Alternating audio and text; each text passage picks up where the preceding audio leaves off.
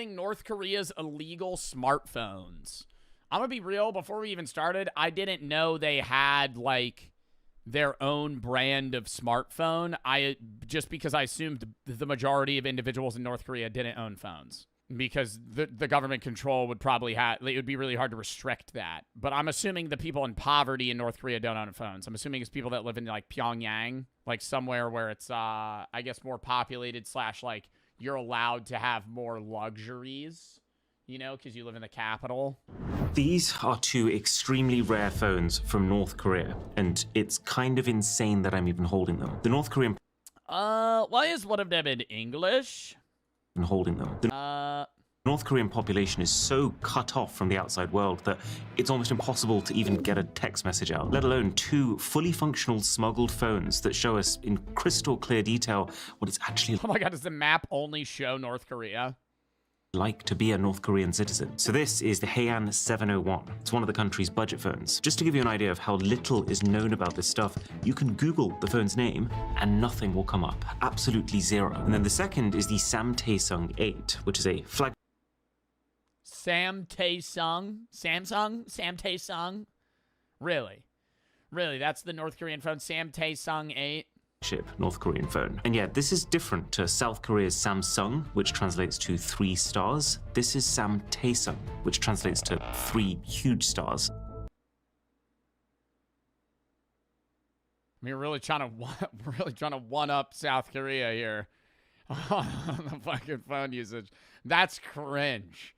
That's what they named that shit. 3 stars versus 3 huge stars. A lot of this whole my dad could totally beat up your dad energy. But that's because convincing North Koreans that they are superior to South Koreans, that they are morally purer and militarily stronger, is about the most effective way of keeping them loyal to the government. And it's pretty clear when you look at these phones that the smartphone is playing a big part in that. I can actually... Yeah, I feel like, yeah, it definitely plays a part in the brainwashing, but I don't understand how, like, yes, even if you're grown into the North Korean society, kind of, like, believing how they function and also kind of, like, living it for generations, if you had a smartphone that's, like, clearly restricting you, I feel like you'd be like, what are they trying to hide from us? Or do you think it's like they just perceive it as a protection? Like, oh, Kim Jong-un's trying to protect me from bad Western ideologies. Or maybe they don't even realize that it's like being censored or like restricted. Maybe that's like what they perceive just the phone is able to do. These phones. So if I write Namhan, this means South Korea. The second that I hit the spacebar, that gets auto-corrected to puppet state.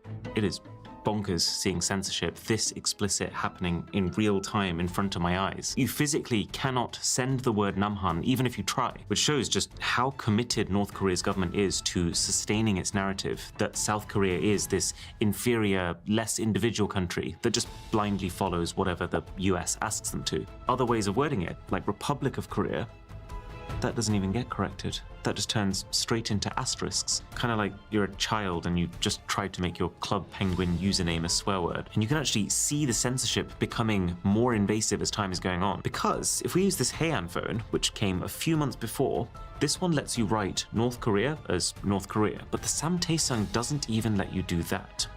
Oh my god, so it used to be less restricted and then they realized that they needed to make it even more strict, so they had to fucking come out with a, like, even worse version.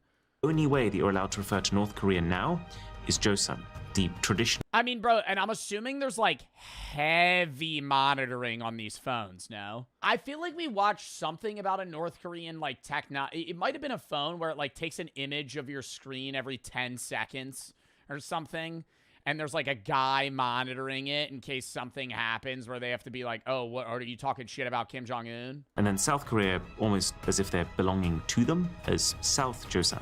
But it gets worse, because Daily NK News, the guys who actually secured these phones in the first place, and whose basement I'm sitting in right now, they've probed around and found all sorts of extra oddities in the software. Like how, if you type Kim Jong-un, the name of the current leader, into any app, it will make the text bold the second you finish the word, or how all sorts of South Korean slang is just subtly corrected to the more proper North Korean approved way of saying the same thing, presumably because a lot of this slang originates in some capacity from South Korean media, and the North doesn't want their population. Yeah, but then how the hell, if they're getting a lot of that slang from South Korean media, how would the North Korean people even have their hands on that slang or media to even be able to use it in their phones in the first place?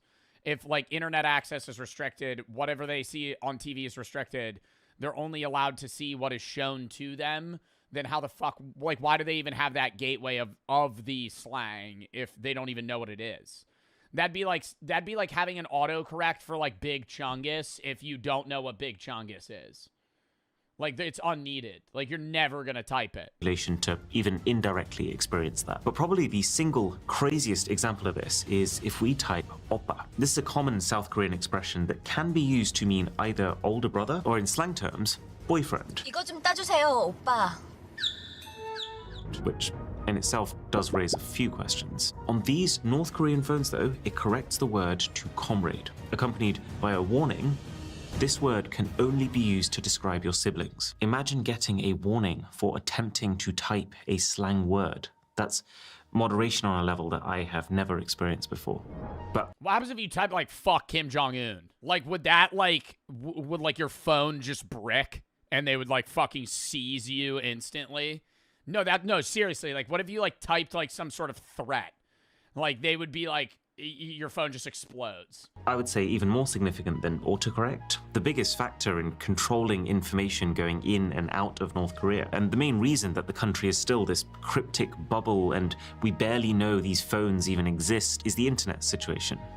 Or really, the lack of one. Look at this. On the Haeyang phone, there is I want to also kind of side note here, there is, like, a level of U.S. meddling that people claim goes on for foreign phones for us as well.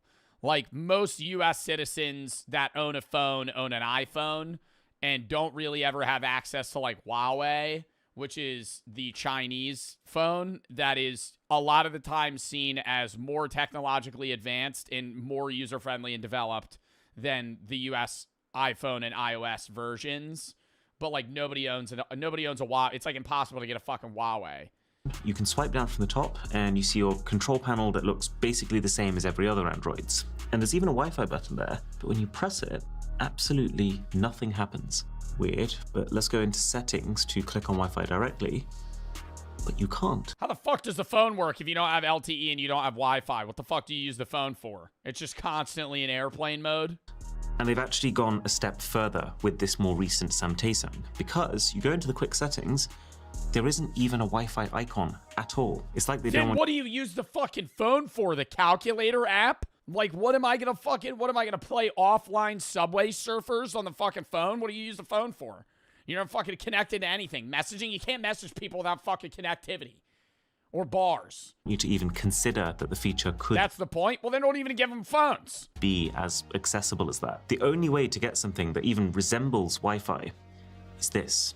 It's called Mirai, and it needs so many details from you, including your government— Oh, shit. So they just, like, require— because it's too easy to just connect to something, so they restrict that, so you have to use an app that, like, tracks your Wi-Fi. ID, and an authenticated North Korean physical SIM card that it's pretty safe to assume everything you do while using it can be traced right back to you. And even with all of that, this still doesn't get you onto the internet. There's actually no way for a North Korean citizen to do that. All this can get you is access to a highly curated North Korean— Whenever I see shit about, like, North Korean technology, I always remember, like, the videos of the Russians talking about how when North Korea sent their troops to help Russia in the war, the Russians always cited the North Korean people being, like, cripplingly addicted to, like, porn and cartoons. Like, because they've never seen it before, so it's like it was such like a culture shock for them that, like, their eyes were just, like, glued to the screen. Like, the technology that they have there, like the unrestricted access to the internet's, like, absurd. Intranet, where you can look at specifically government-approved TV, news, propaganda, and apps. More on that in a bit, but the key thing to know for now— Damn, bro. Do you think there's, like, any apps they could use that we use? No. Because it would be non-North Korean tech. I'm thinking like games. Like, dude, like Doodle Jump. Like, you think I feel like, bro, like, do you think they're like restricted from playing like Doodle Jump? Is it doesn't look like it would be a great experience. The app itself tells you to expect speeds between 2 and 33 megabits per second, less than a 14th of the speeds that South Koreans are getting on their public Wi-Fi. I imagine. Well, to be fair, doesn't South Korea also have the best Wi-Fi in the entire world? Like, by area? Like, their Wi-Fi's crazy. The way that North Korea's leaders are seeing this is they know that the second they give their population access to the open World Wide Web, it's game over for being able to control the way they act and think. But then at the same time, they can't give the people nothing if they're trying to convince them that their country is truly superior to all others. Hence, this careful substitution of traditional Wi-Fi features for this highly traceable Wi-Fi equivalent that reinforces national pride as opposed to diluting it. But those speeds are so dated. And to be honest, everything about using both of these phones feels dated. Like, it's pretty sad that this Samtae is one of their modern flagship phones. It was only released recently in 2023 in North Korea. It was priced pretty close to $1,000, but it looked... What North Korean citizen is fucking affording that? Like, that's what I don't understand. It has to be people that are living in, like, the capital. Like, it has to be somebody that's living in Pyongyang, because, like, the average North Korean citizen is just, like, dead broke. Looks like a mid-range Huawei phone from 2021. Actually, let me be clear. It has to be people that... I think they're also giving people the phones that are in, like, some sort of... Not substantial power, but they're in a position of luxury, or, I guess, they're well off enough to where, like, they would start looking for, like, tech. They would want the next thing. And if North Korea doesn't give them the next thing, then they're going to be like, okay, I'm not revolting, but... there would be some sketchy shit behind the scenes. Looks like a mid-range Huawei phone from 2021. I'm almost getting deja vu looking at it. The way the camera module has an identical style and position. The way the body and the screen curves around in a seemingly identical... I mean, yeah, bro, they literally probably got a Huawei and went, how do we copy this but make it fucking 10 times worse so our citizens can't fucking do anything with it? Even this incredibly unique Huawei-style cutout around the buttons and this red line in the middle of the power key is the same. Plus, for security reasons, I've got to keep the IMEI number hidden. But when we traced it back, it does look like this phone was manufactured in China, just like Huawei phones. So I think there's two possible... So there's Chinese companies that are making phones for North Korean people? I thought they would have had that shit in-house. Explanations. Either this phone was actually secretly made by Huawei themselves and supplied to North Korea for them to add their software layer, or Samtae just decided, we like the look of that one, let's copy it. Because you're about to see... I would assume that's probably what it is. ...this yourselves, but so much of the content on these phones is copied content already. Why not the phone design too? But also that, unlike the Huawei that this looks so similar to, this phone does have a thicker bezel and a notch, this extremely tasteless font on show throughout the whole user interface, and then the only form... Yeah, can I say that? It's like a sad phone. Like, I wouldn't be able to guess what country it's from if you just handed me the phone, but I'd be like, this is a bad, like, this is a shitty phone. It's a sad phone. Like, the font's shitty, bro. The font's shitty. The fucking look is, like, sleek, but, bro, it looks like a fucking lithium battery.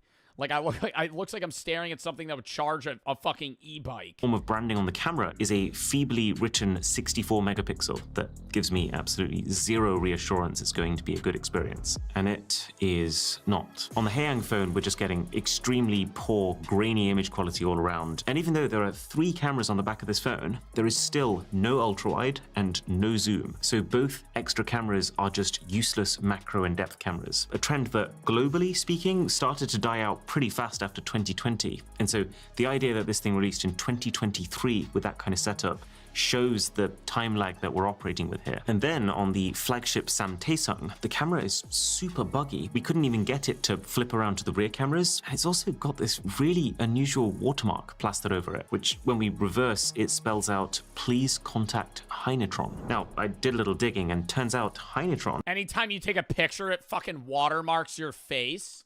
...is a small, private, China-based company who makes a lot of smartphone parts. So it kind of looks here like they've supplied some of the bits for this phone, but then North Korean Samtae has just, like, not paid their license fee or something. Regardless, though, of whether this phone is a secret Huawei collab fucking lungs of somebody and just dumped out a fucking big Diet Coke, just put it right in the fucking cup.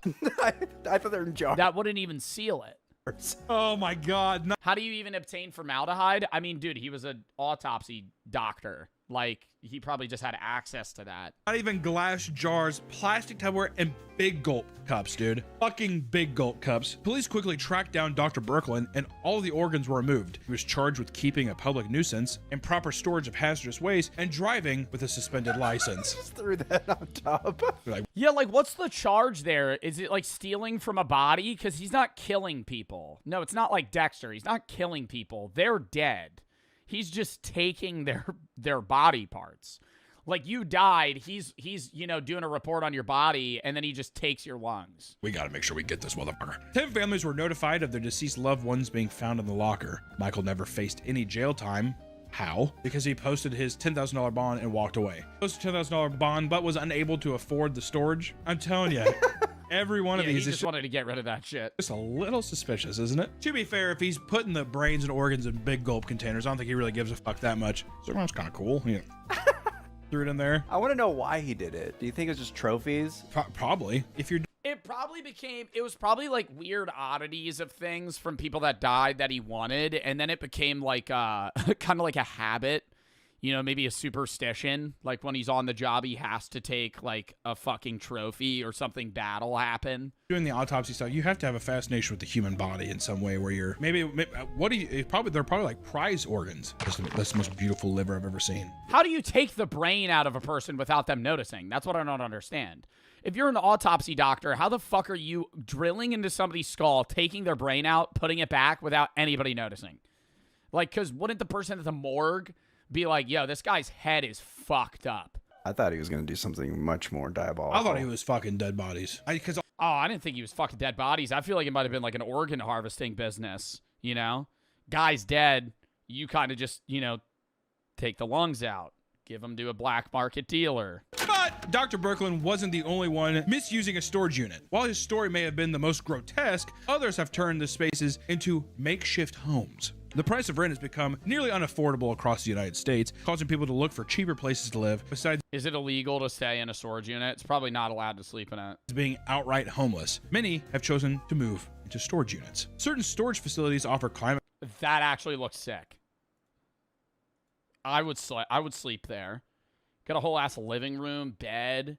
Got a bit of a kitchen going on. facilities offer climate-controlled units, plug-ins, and public bathrooms, covering all the basic essentials one would need to in basically an apartment. With the average size of a container being 10 feet by 10 feet, that is more than enough room to fit a single bed and a small kitchen. Plus, storage facilities cover the cost of the utilities, so really saving some money. Granted, you're in a rat cage, but still, out of the rain. So long as you can afford the cheap monthly payment, you can live well within your means. And Yeah, oh, you got to keep quiet during business hours? What, because you're just... What would they do, though? Just kick you out? well within your means. And one woman chose to move into a storage locker after her rent was raised from $850 to $1,300 because the building had to be rebuilt after a tornado leveled it. Which I want to say, that's unfair. That's a huge jump too. My God, $800 to $1,300. Holy fuck. That was just an excuse to raise rent. Yeah, exactly. Well, we had to do a new one. I have to do it. It's like, fuck you, dude. Yeah, right. In 2021, Mayfield, Kentucky was hit by a massive tornado that left most of the town in ruin. Angie paid her rent by driving for Uber Eats, Grubhub, and Lyft, and was barely making her rent.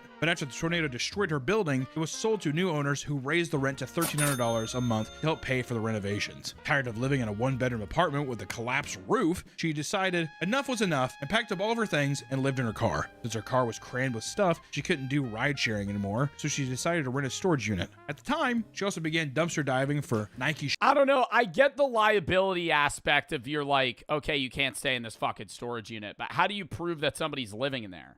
Because I could just be like, oh, no, I just got to move stuff in and out, man. Like, it's your storage unit. Like, I would be like, oh, no, this is just a bed, man. I'm not sleeping here. This is just like a little hangout spot for when I'm, like, moving my stuff around. Yeah, catch them sleeping. It would be at night. If they're, like, there at night and they're not moving stuff in and out. I feel like you can't really hide the fact that you're living in a storage unit. If your car's always parked in the lot outside of it and you're just always there, like, people would be like, dude, you're sleeping here. Do the dumpster diving thing, good way to make quick cash, especially if they're nice shoes. Why the fuck not? So she upgraded to a larger unit to store her inventory after discovering it had a power outlet. She brought in items like a fan and lamps and eventually decided to stop sleeping in her car and live in her locker full time. Angie was able to live in the facility for quite a while, living off her Uber and Grubhub money. Yeah, I get her being able to live in here for a while, but like, why is everything just fucking jumbled around, bro? Like, there's literally no organization. This feels like a trash storage unit. Like, there's just a microwave on the ground. There's not even a power outlet. Where are you gonna fucking run that? How do you have power? Do they get like a fucking, like just like a generator? They don't have fucking outlets at storage units. It's just a metal fucking building.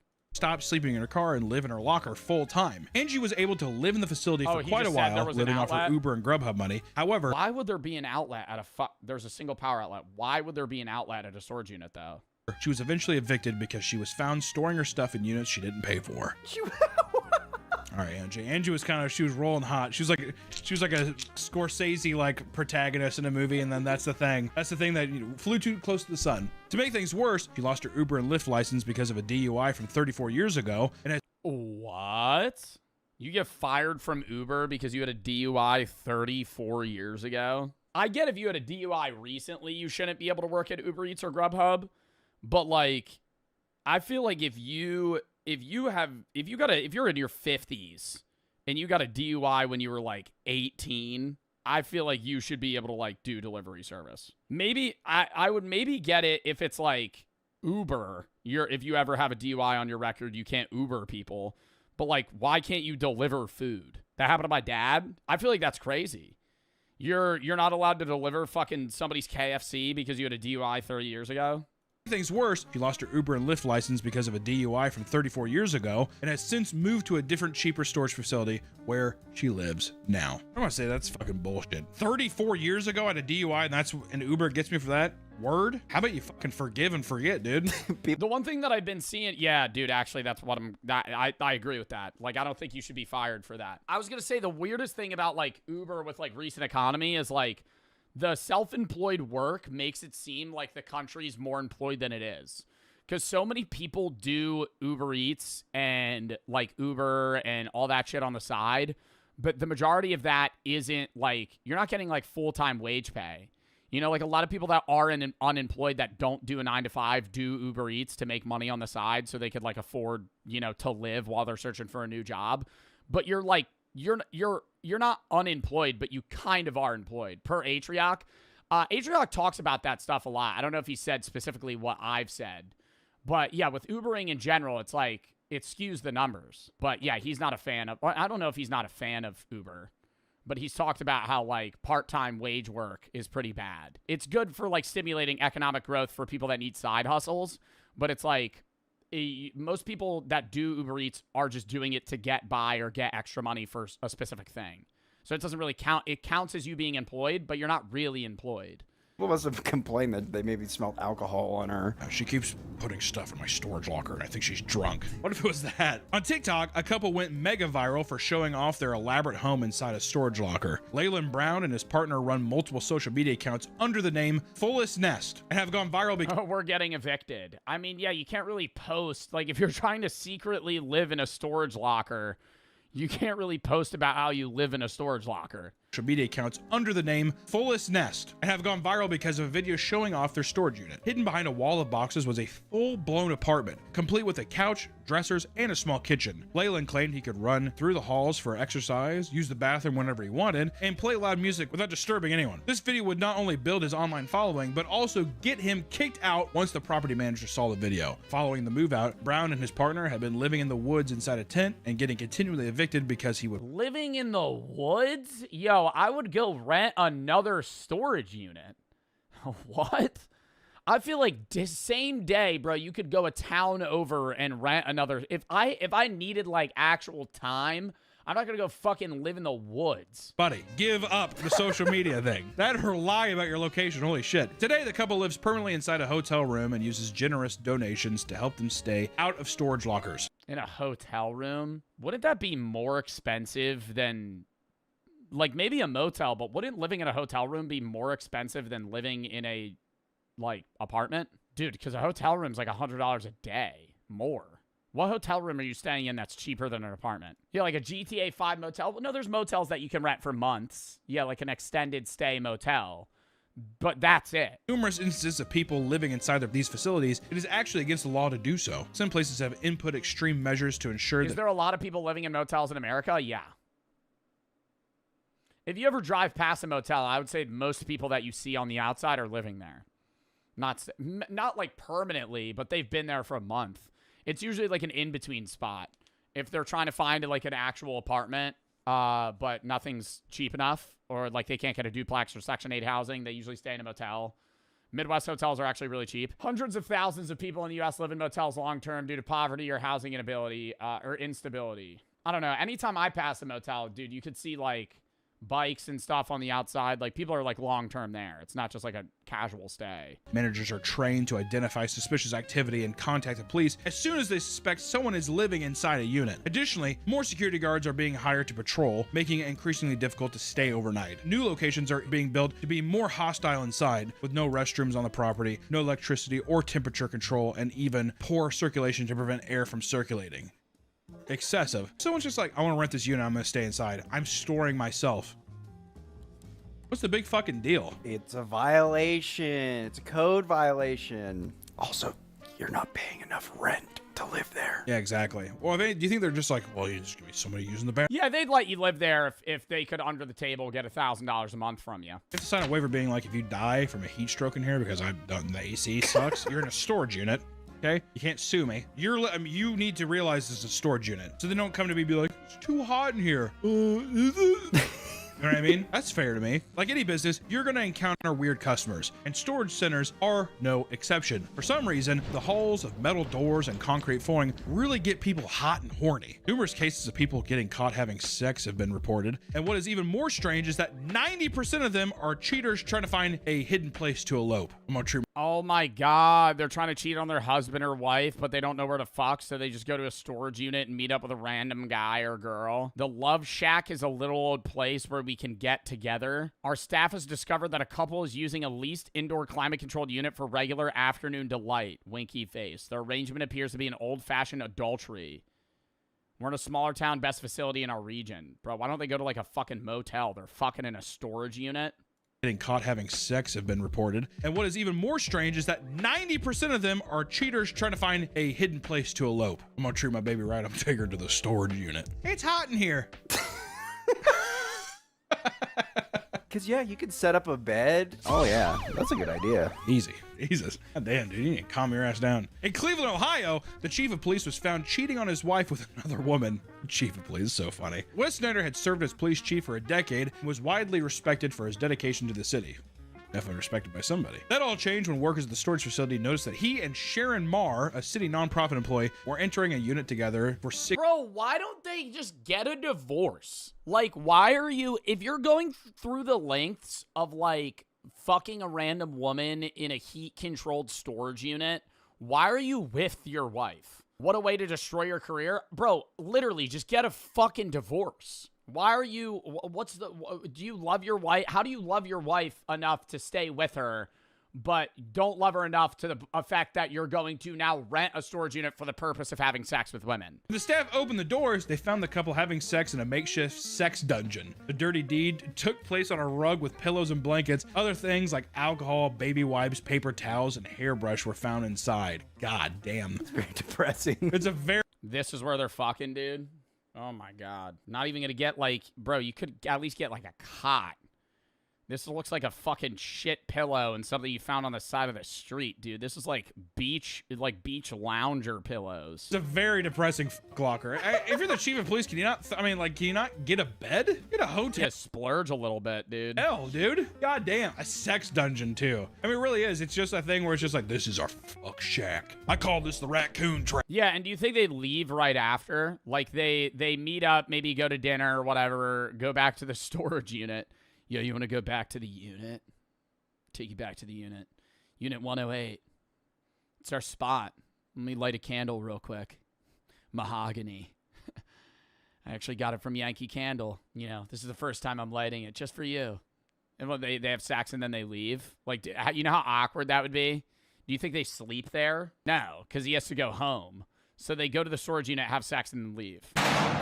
After 33 years of service, quickly resigned, and both parties issued an apology to the city. I mean, at that point, bro, just like fucking a gas station bathroom. Like, that's like, it's not romantic. You got a fucking beach lounger pillow laid out. It's becoming more difficult to be at a storage unit when nature calls. Bathrooms are now private use, and this has left some tenants to leave their shit elsewhere. At one facility, workers were alerted by a bucket found in the middle of an aisle.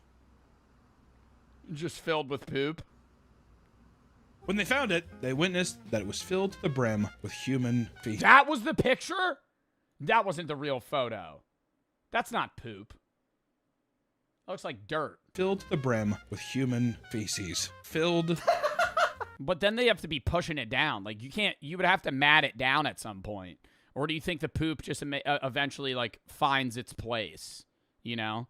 Like, it just, like, mushes down over time. And that's not the real photo. Is it weird to say that I want to see the photo? An entire 5-gallon bucket full of poop? And it is believed that the person shit there on purpose. They're making a statement, dude. At an outdoor facility, a property manager hopped on his golf cart to patrol the grounds when he found a t-shirt discarded outside a unit. He reached down and tossed the shirt into the back of his cart, only to be hit by a spray of cold diarrhea. What? Wait, what? Only to be hit by a spray of cold diarrhea. What? What do you mean hit by a cold spray of diarrhea? Like it smelled like it was diarrhea? Like it was covered in, like, poop? Someone had used the shirt as toilet paper and covered it in feces. So everyone that's watching And he picked it up and didn't notice until he got back in the golf cart?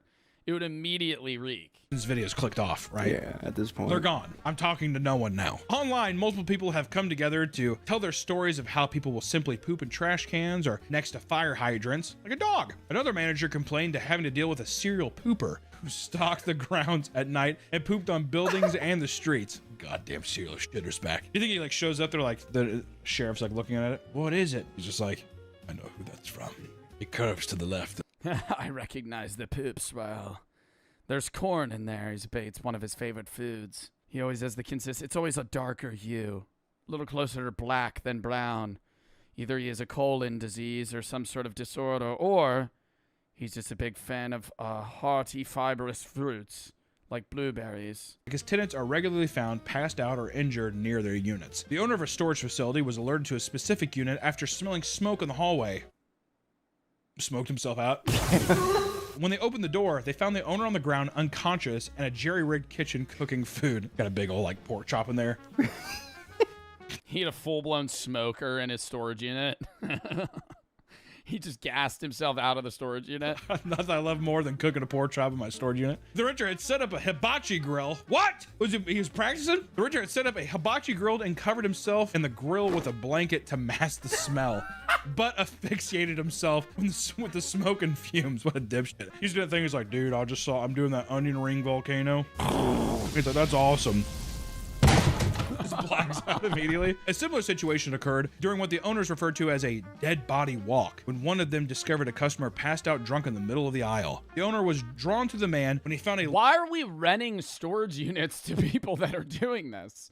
I feel like you would get the vibe that that's the type of guy to fall asleep in a storage unit just drunk. Like somebody shows up, yeah, I need a unit, man. He's like already hammered. I'd be like, no. Long extension cord that spanned nearly the entire building. When he found the drunk, he passed out with a beer in one hand and the other down his pants. In front of him sat a TV and a VCR that was playing pornography.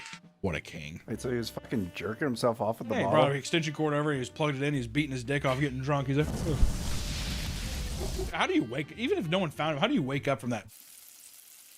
Yeah. What am I doing? Why do I keep doing this? The VHS has popped out because it, like, you know, it stops, it rewinds, and it pops out. And he's sitting there, he's like,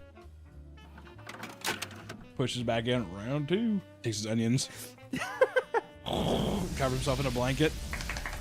The police were called, and the sound of out again, just asphyxiation. sirens woke the man up, giving him just enough time to hide to one of the empty units. He had previously been given keys to all the vacant units in the facility after helping the manager move some things. What? Oh, nice. Why was he given keys to empty units? Because he helped them clean? She would pay him something for doing so? So she just let him have access to the fucking units? Why would you ever do that with a random guy? The facility after helping the manager move some things. What? Oh, now he's the key master too. You helped me me move a box, so here's every key to every unit. The same man had been seen just a few days earlier naked and unconscious in front of a different unit, but no action was taken. Damn, dude. That's a minotaur. That's a labyrinth I would not want to walk into. Can you imagine like sitting there and grab your stuff?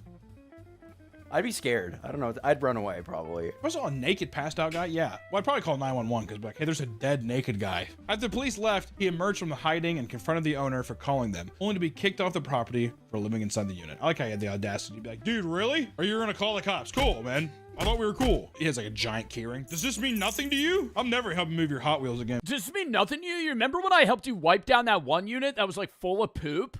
Definitely not me, by the way. Definitely not me. That I know the unit was like broken into and everything. Definitely not me. I helped you, and then you gave me the keys, and so like I get a little drunk, put a VHS tape in, and you know like drink Modelo's and maybe have a rhino pill or two. I mean, it's my unit. Is this not my property? At least for the small amount of time that I own it. I have the keys for these other units. I would say it's my humble abode. I could even maybe have squatters' rights for all I know. Man. Hot Wheels, Matchbox cars, not doing it, dude. NASCAR, I'm not doing none of it. Not moving the cars anymore, man. Another unit, a tenant was evicted after the manager discovered bloody handprints and smears stretching from the front to the back of the unit. According to the manager, the space was packed to the ceiling, forcing the tenant to climb over her belongings to reach items in the back. In the process, she would cut her wrist and body on exposed roofing and metal walls, leaving streaks of blood behind. You're just getting fucking tetanus. Rusty wires and ceiling shit that's just falling around, dude. Oh my god. Storage unit full to the brim, no walking space. You're just climbing over stuff, just cutting yourself with like old antiques. Sprawled out. That's I completely understand though. Am I gonna take everything out? Just crawl over it. Yeah, I got cut up a bit, but I'll be okay. I wonder what if she died in there? It's like a saw trap trying to get to your Furbies in the back. Back in 2008, an obese 60-year-old woman. Why are you looking at me? Back in 2008, an obese 60-year-old woman came into the front office to pay her bill when she tripped and had the front door pin her to the floor. What does that even mean? How did it pin her to the floor? I'm guessing she like tripped and the door broke and then. Staff rushed over to help her up. She was screaming and hollering in pain. Ah! The general manager was the first to reach her, freeing her leg from the door. Once free, she was dragged further into the lobby and rolled onto her back like a manatee. She tried to get up on her own, but she was so large that her gut prevented her from sitting up. Preach. Staff described her situation as rolling around on her back like a turtle and could not get up. That's a quote. They couldn't fucking like pick her up by her arms and hoist her up. She was just permanently stuck on the ground. What do they have to get, like a gurney? That's a legitimate quote. Rolling on her back like a turtle. I thought they're just watching her.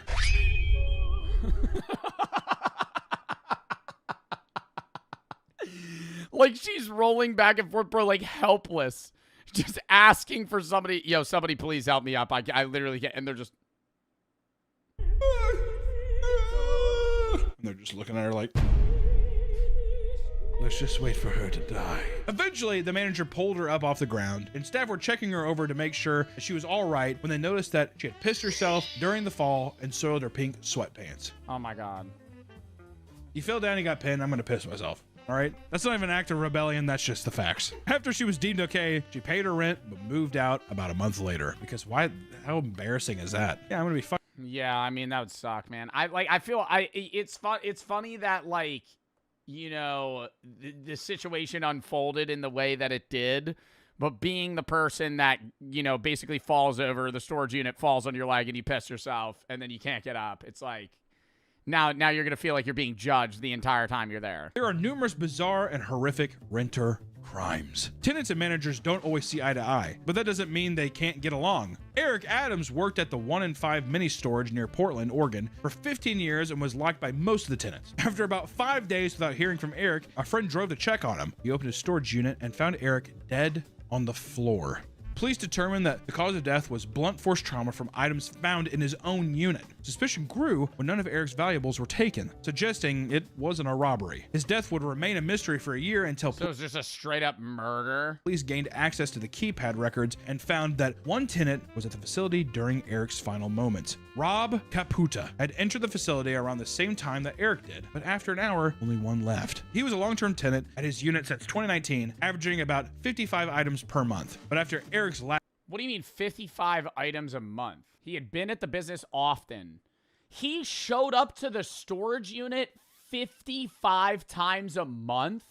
What the fuck do you have at your storage unit that you're showing up over almost twice a day? You're going to the storage unit more than people go to the gym. He avoided facility for 3 weeks. See, now he would have had to keep coming back around. That makes him seem sketchy. You're going there every day. You're a fucking regular at the old storage unit. You know people by name, and then you just disappear. Not good, Rob. Suspicious activity, Robert. Rob was eventually arrested after DNA was found on Eric's body and was sentenced to 3.5 years in jail. That seems short. In court, seems very short. It was revealed that Rob killed Eric after someone ran over his dog at the storage facility, and he blamed Eric for its death. He fucking John Wicked him. He doesn't know if it's Eric. He's just like, you have to die. You got 3.5 years for first-degree murder? He ran over my dog. Well, no, he didn't run over your dog. Your dog just got ran over. Another man in North Carolina was locked in a unit for days without food or water by his girlfriend. Women, man. That's also unsafe. I feel like storage units should kind of be like refrigerators in that, like, you should be able to get out regardless. Or like aren't most car trunks like built in with hatches to where you're able to escape even if you're stuck inside? Like that's scary that you could lock yourself in a storage unit and not be able to get out. Well, you couldn't lock yourself in. Somebody could lock you in. In 2024, police responded to a call at the Cooper storage compound from a man who claimed that he was locked. But how would they have a safety mechanism for that? Because the latch is always, the security lock's always on the outside. There would have to be like a side door that's just a one-way. Inside his girlfriend's storage unit. When they opened the door, they found Gary Oxidine, weak and emaciated, on the floor. He had been surviving in the unit for days with no supplies until he found his phone in complete darkness and called for help. It took him 4 days to find. Yeah, that is a little crazy. It took him 4 days to find his phone. Previously accused his girlfriend of locking him in a storage unit for days and now saying the charges were a mistake. Days with no supplies. What do you mean saying the charges are a mistake? Until he found his phone in complete darkness and called for help. It took him 4 days to find. What? I wonder if on the last day he's just like, I really should look for my phone, actually. I'm not gonna die here. After his rescue, his girlfriend, Robin Deaton, was arrested and charged with attempting murder and kidnapping. However, after the charges went public, Gary spoke to the media and claimed that the accusations were bogus. He said he had simply fallen asleep in the unit and that his girlfriend had locked it without realizing he was inside. How do you, you're the significant other and you showed up to the unit together. What? That'd be like me and Brooke going to a storage unit. I fall asleep, and she locks me inside. And she's like, I don't know where Joe went. I didn't see him. What? How do you not notice it's a storage unit, not a fucking mansion? This was in complete contrast to what he said in the 911 call, where he claimed his girlfriend was trying to kill him. When the case went to court, the charges were dropped after Gary admitted to lying, and the couple was able to walk free. I'm telling you, that is some diabolical. That is some crazy relationship shit. I don't understand how I understand he drops the charges because he doesn't want her to get in trouble, but like, how do you even argue that she didn't mean to do that? If you think padlocks are going to keep your stuff safe, then you're mistaken, because break-ins happen all the time at storage facilities. A traveling nurse in Colorado had, it's fucking sheet metal holding your stuff in place. They could just fucking break through it. $80,000 worth of stuff stolen over an 8-day period from Extra Space Storage. Or just bring a fucking, what is it called, a bolt cutter. She lost furniture, medical equipment, family heirlooms, and even her engagement ring. Police respond. Why do you have your engagement ring in a storage locker? I'm gonna have it. I feel bad that she had her shit stolen. Why the fuck do you have your engagement ring in a storage unit? Why is that not in your room? To the break-ins and added her case to the long list of 55 previous incidents reported at the facility that year. Since the incidents were reported, no other break-ins have occurred as the facility upgraded security. Oh, did you? With what money? $80,000 worth of stuff is what I think. That's what I'd be suspicious of too. The people that work there, they see you bringing in stuff. What is this? Oh, just like my grandpa's baseball card collection. I mean, look at the guy. Dude, just my grandpa's like Pokemon collection. He just has like, dude, it's a bunch of these cards just in this like wooden box. They're all like sealed and shit. It's like, there's this Pokemon called Charizard. I don't know, man. I'm just gonna like leave it here. I don't really want it, but I don't want to throw out my grandpa's stuff. One of the victims claimed the thieves stole most of the audio equipment, including TVs, car stereos, and mixing boards. Police wonder how the criminals were able to pull off the heist because all the units are indoors, have a code at the front door, and they are equipped with cameras everywhere. California appears to be a hotspot for criminal storage activity. Just a couple hundred miles south of the last break-in, Steve Bohannon and his nephew purchased an abandoned locker for $80 at auction and were excited to flip whatever was inside. They were greeted with a bunch of boxes that read, "Danger, poisonous." They didn't see that when they were fucking bidding on it. I always think that's weird that you're not even allowed to walk into the storage unit. You just have to stand outside of it and kind of like guess, and then they just bid on it. What is that, Uncle? After opening them up, they discovered that every single box... Oh, it's a closed locker? That's even crazier. You're just betting what it is off like on a whim. They discovered that every single box inside the container was filled with meth, beakers, and safety equipment. Thank God. Steve... Do they get refunded by the storage?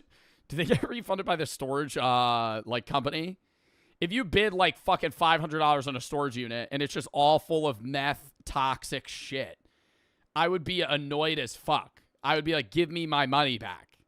Because now I'm not profiting anything. Because you're not going to be able to sell it. It's all going to be closed by the police because now they're going to have to investigate who owned this, what else is in it. Even all the stuff that isn't meth is now probably valueless because it's going to be fucking criminal evidence. The report is discovery, and they arrived in full hazmat gear to safely remove all the drugs and the equipment. But just want to say, this is not me actually saying it, but don't get an extra storage thing. Extra storage seems like a scam. That's not me saying it. Disclaimer, I'm not really saying that, but extra storage seems like a bad place to keep your stuff. I wouldn't do extra storage, the place where they rob your fucking wedding ring off of you, and when you actually bid on a unit, there's just meth lab shit in it. It might just be best to keep all your stuff at home and not risk enduring the horrors of modern-day storage facilities. Between unruly guests and incompetent managers, you never know what you're gonna get, and if you're not careful, you might just lose everything. However, if you need to rent a storage unit, make sure to do your research, and if you're choosing to live in one, Godspeed. If you live in a... I mean, don't live in a storage unit. I think if you're gonna live in a storage unit, don't post it on TikTok. Here's my storage house, doing a little review. We're going to be live streaming here on Mondays and Thursdays. So if you want to see, here's the front of the storage unit. If you want to call the owner and let him know that I'm squatting here, that would be awesome. Like, what the fuck? So, I don't know. That was an interesting video. It took us forever because we had to keep pausing for chat. But, yeah. Count me down 30 seconds. Then we're going to hop. Or just a blatant ripoff, it doesn't change the fact that it is terrible value when you consider the global market. But that makes a lot of sense. With North Korea, we are talking about a very unusual market that has almost no competitive pressure. There's almost no incentive to give people cutting-edge tech. And if anything, the more dated the tech, the simpler it is, and therefore the easier it is going to be to control. That would also explain why the Haeyong is still running Android 10 with seemingly no ability to update beyond that, and why Samtaesong is stuck on Android 11, making it 5 years worth of updates behind current Android. I don't understand that about fucking update shit. Like, what is so bad? Is it like vulnerabilities? Like, what's so bad about not updating something that works currently? That eventually there's vulnerabilities that haven't been patched? Yeah, it's like security shit, but also probably like lag and glitches. So they're using like 5-year-old fucking software on a brand new phone. Show you what I mean by all this copied stuff. So there is an It'd be like running your computer today on like Windows 8. App literally here with a Microsoft Word logo. You open it up and it gives you the option for Excel, PowerPoint, and Word. But I can assure you what you are getting here are not Microsoft apps, not even close in functionality. I would actually go as far as to say that at least 50% of the icons that you see on these phones are stripped directly. I feel like they're unusable, dude. Video editor. There's people making fucking CapCut edits in fucking North Korea. Get the hell out of here. Theme manager, what is this? Directly from other companies, like File Manager and Compass. Those are basically Huawei icons that are very slightly reskinned. Maps is an almost one-to-one of the Google Maps icon. This random game uses the same icon as the Mobi Office work application. But let's just zoom out for a second. Even the official Samtaesong wallpaper, I'm pretty sure they have literally just downloaded the wallpaper from an Honor phone and then added an 8 to it. And then if I go over here to the About phone section, I recognize that image. That image is actually stripped straight from the promo material of the completely different looking Huawei Mate 30 Pro phone from years ago. And yet it is serving as the poster image for the Samsung. I'm surprised they even put this much work into like making it look nice. Like, do you think that's a part of the appeal for the North Korean people? Is like they're really trying to con you into thinking this is a good phone? Because like is the average North Korean person that gets this phone like staring at this image and being like, wow, I really have the next big tech. Samsung 8, which makes me side with the theory that this is a copy of Huawei as opposed to made by Huawei. Because if it was made by Huawei, surely the company would use an image that at least matched the design of the phone. There's a whole library of informational videos that you can buy as part of North Korea's intranet, like this one, all about the football club Arsenal. And on the face of it, you're like, oh, this is really premium, how professionally produced. But look a little closer, and you can see this is actually ripped straight from an Amazon Prime series. It's just instead of Stay in the Game, it's titled Sweat for the Win. And it's got the logo of a North Korean company plastered across the entire length of it. But there is literally no way. Wait, and the North Korean people have to fucking pay for like a shitty cut, like rip of 480p Arsenal's Netflix, or not Netflix, Amazon Prime documentary. Like they're paying for like a 480p rip of like a shitty, like not a shitty documentary, but like a shitty version of a documentary. That this North Korean company could have bought the license to sell this content. Why doesn't somebody do something about this? Yeah, Zach, why doesn't Amazon fucking sue North Korea for fucking copyright infringement? There are literally sanctions on US companies like Amazon for collaborating with them. There's games too, tons of them, but I just want to show you this football game for a second. It opens with bizarrely the same logo that we just saw on the Amazon Prime show, so it seems like this is some sort of large-scale media redistribution brand who's taking international content and making it North Korea compliant. Then we see the boot-up screen with the game's title being International Soccer League 2.0, which is just so Is this just FIFA Mobile? Is this just a rip of FIFA Mobile? They like change all the players to like North Koreans though. It's like messy, but they just like change it. Like everybody's just reskinned just like fully. Like it's just every team's just only North Korean citizens. interesting because this shot of Messi's face, I reverse image searched it, is not from International Soccer League 2.0, but instead a screen grab from a trailer of Japanese-made Pro Evolution Soccer. The other thing that I think is absolutely fascinating about this football game is the Asian players are missing. Like, you can select the team. I was joking. I was fully joking. There's no way they got rid of all the Asian people if they weren't North Korean. Team, Tottenham Hotspur, with all the correct roster as of 2022 when the game was launched. But they're missing all the Asian people. But with the only South Korean member of that team, Son Heung-min, not present. They just chopped him. Again, presumably to not show North Koreans that South Koreans have proper international... Oh my god, bro, because no.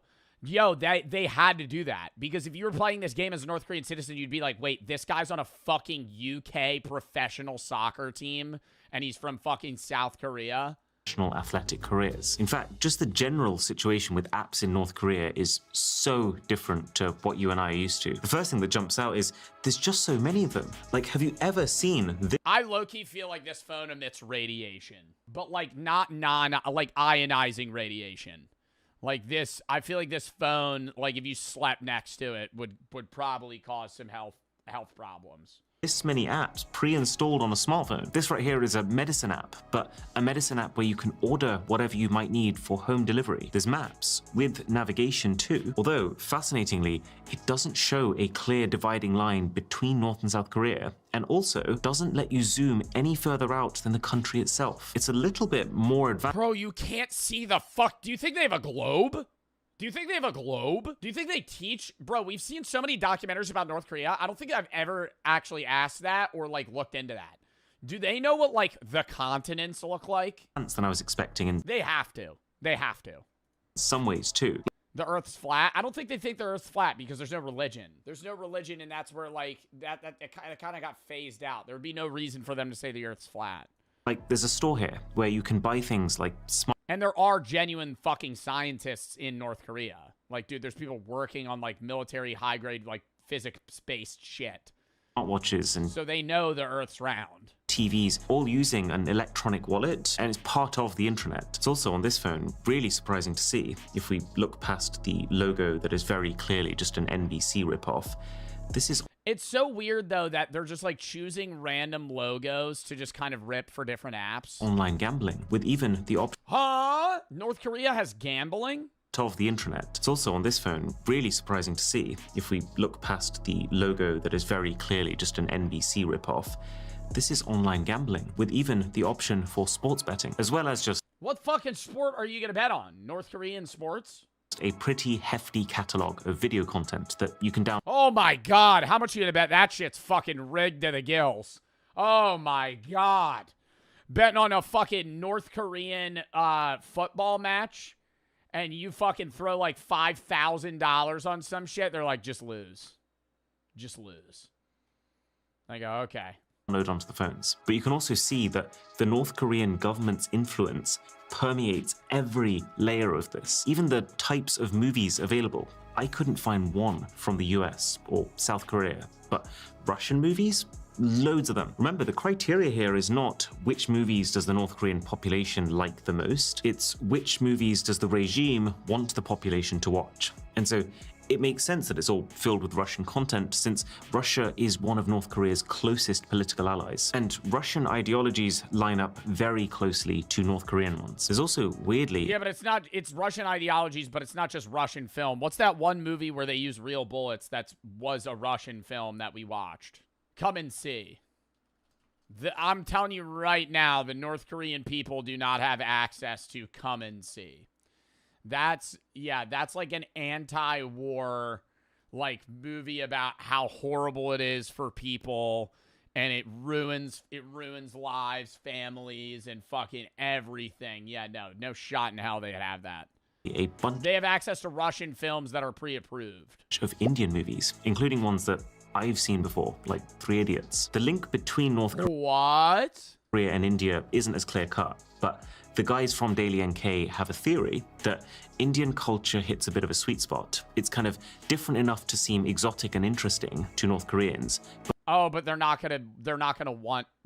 won't want it. but while still not posing a threat to their culture Yeah, it's not going to make them want to change their own culture.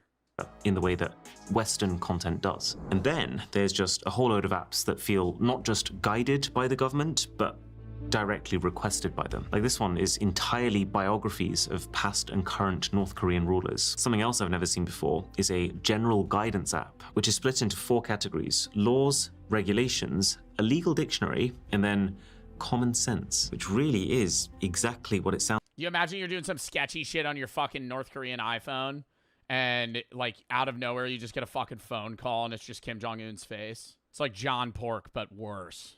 like. It's so strange. It's like, Like way worse. how should we legally understand the family? Who are relatives? Can't relatives marry? I wonder if the idea is giving Wait, what? legally understand really is exactly what it sounds like. It's so strange. It's like, how should we legally understand the family?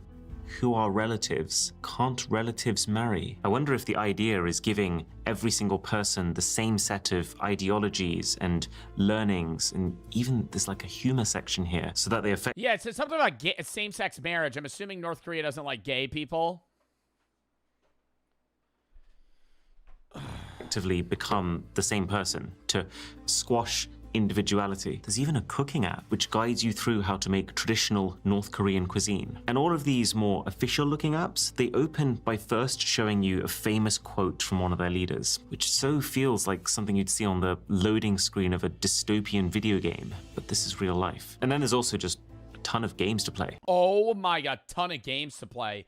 This shit looks like it was made by ChatGPT yesterday. That looked like some shit I would have played in like 2008. Most of them feel pretty simple, with a big emphasis on offline play, which is true for the whole phone experience. It's actually wild how much we've been able to show and do, and that's all no doubt because the internet situation in North Korea is so sketchy. So crazy amount of stuff on both of these phones. But there's a very good reason for that. See, getting new apps is not as easy for North Koreans as it is for us. They have an app store. You can download apps on your own, but, and I can't actually quite wrap my head around how this is the reality, you can't open those apps until you've taken your phone to an in-person store where they will authorize them for use and download the necessary back-end data for them to function. And believe it or not, What? So if you want to download an app to use it, you have to basically redo like a background check at like a physical fucking phone store for them to like give you access to play fucking Flappy Bird. there's an extra wrinkle that comes with this. Your apps in North Korea expire. So this one here is telling me it's Oh my God, you have to get renewed access to use an app. Oh my God. Do you have to pay? Is that money? run out, and is basically asking if I want to pay for 6 months or for 12 months for a bit of a discount, effectively making Oh my God. Don't let EA get their hands on this. Don't let EA get their fucking hands on this. North Korea's charging people to use an app. They have a paid subscription service for like a fucking free thing. Like just a regular app you would use on your phone. free app a paid subscription, even ones you would not expect to be, like the laws of North Korea. Bearing in mind, North Korea is one of the poorest countries in the world, with its national income per person being just 3.4% of that of South Korea. Then how are they buying phones? This has to be solely restricted towards like the top 5% of North Koreans. Like I could see the average not the average North Korean. I could see like a middle like not middle class. I want to say the median North Korean individual by income having like a pager where they have like a phone that like is so restricted.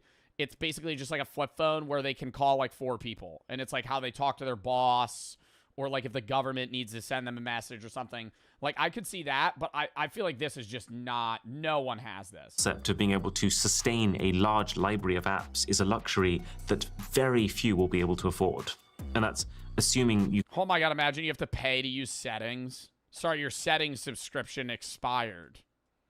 You have to pay us $40 to use the settings app. can even afford the phone. But we already uninstalled it because you didn't pay for it. So now you need to go in person to get settings reinstalled. You didn't pay to use the App Store, so you can't download apps. You need to pay us to be able to use the app to apps to get the App Store. Well, here's the real conundrum. The App Store app got deleted off your phone. So even if you did go in person, you wouldn't be able to reinstall it because they can't re-download the App Store. You just should have paid for it. So your phone's basically a brick. You're going to need to buy a new one. Did find a way to sideload your apps without going to a physical store for that authorization, or if you found a way to get around the app expiration system, which we realized. Do you think you have any North Korean viewers? No. We're 16 minutes into this video, and you just asked whether or not you think they have YouTube? As you could temporarily do just by changing the date on your phone to an earlier one. There's a very important reason. Wait, you could jailbreak the phone, huh? That's assuming you can even afford the phone in the first place. Now, even if you did find a way to sideload your apps without going to a physical store for that authorization, or if you found a way to get around the app expiration system, which we realize you could temporarily do just by changing the date on your phone to an earlier one, there's a very important reason why. I would be fucking mortified to do that as a North Korean citizen. My God. No, I'm fucking following the rule book by the fucking book, dude. Oh my God. You have a North Korean iPhone, you're like, oh, they want me to pay to reuse this. What if I just change it back a year and redo my subscription? You just hear your phone just starts going, I'd chuck it in a river. Why you might not want to try that in North Korea. And it's called Red Flag. Red Flag is an underlying layer of surveillance software that appears on all phones sold in North Korea. We know it exists because we can see the effects of it, and I'm told older versions used to be really easy to see and get around, but in these newer phones, Red Flag is now baked into the lowest level of the Android software, making it almost untraceable and impenetrable. Plus, it blocks off developer settings, which you can normally unlock by tapping this build number several times, meaning that it stops you figuring out what is really going on behind the scenes. But the idea of Red Flag is to persistently make sure that what you're doing on your phone is legitimate. So every file, every app, every photo that you take has a digital signature, a record that signals to the phone You where... start fucking snapping pictures of your butthole, dude. Oh my God, dude. There's just one guy at a big fucking he's at like a fucking huge monitor screen in North Korea, just like monitoring everybody's phones. He's just like, dude, what's this one guy doing? that file originated from. Holy fuck. Red flag makes sure that They like come flag you down. You're like, dude, I don't know. I thought I had like an abscess or something. the only files or apps that can be opened on these phones are either ones with the North Korean government signature or a self-signature, which is files that originate from the phone itself, like photos from your camera. Anything else originating from anyone else won't have an approved signature, and so will not open. It'll just get automatically deleted by the software when it's sent to one of these phones. Now, Oh, so you're not in trouble. It'll just remove it.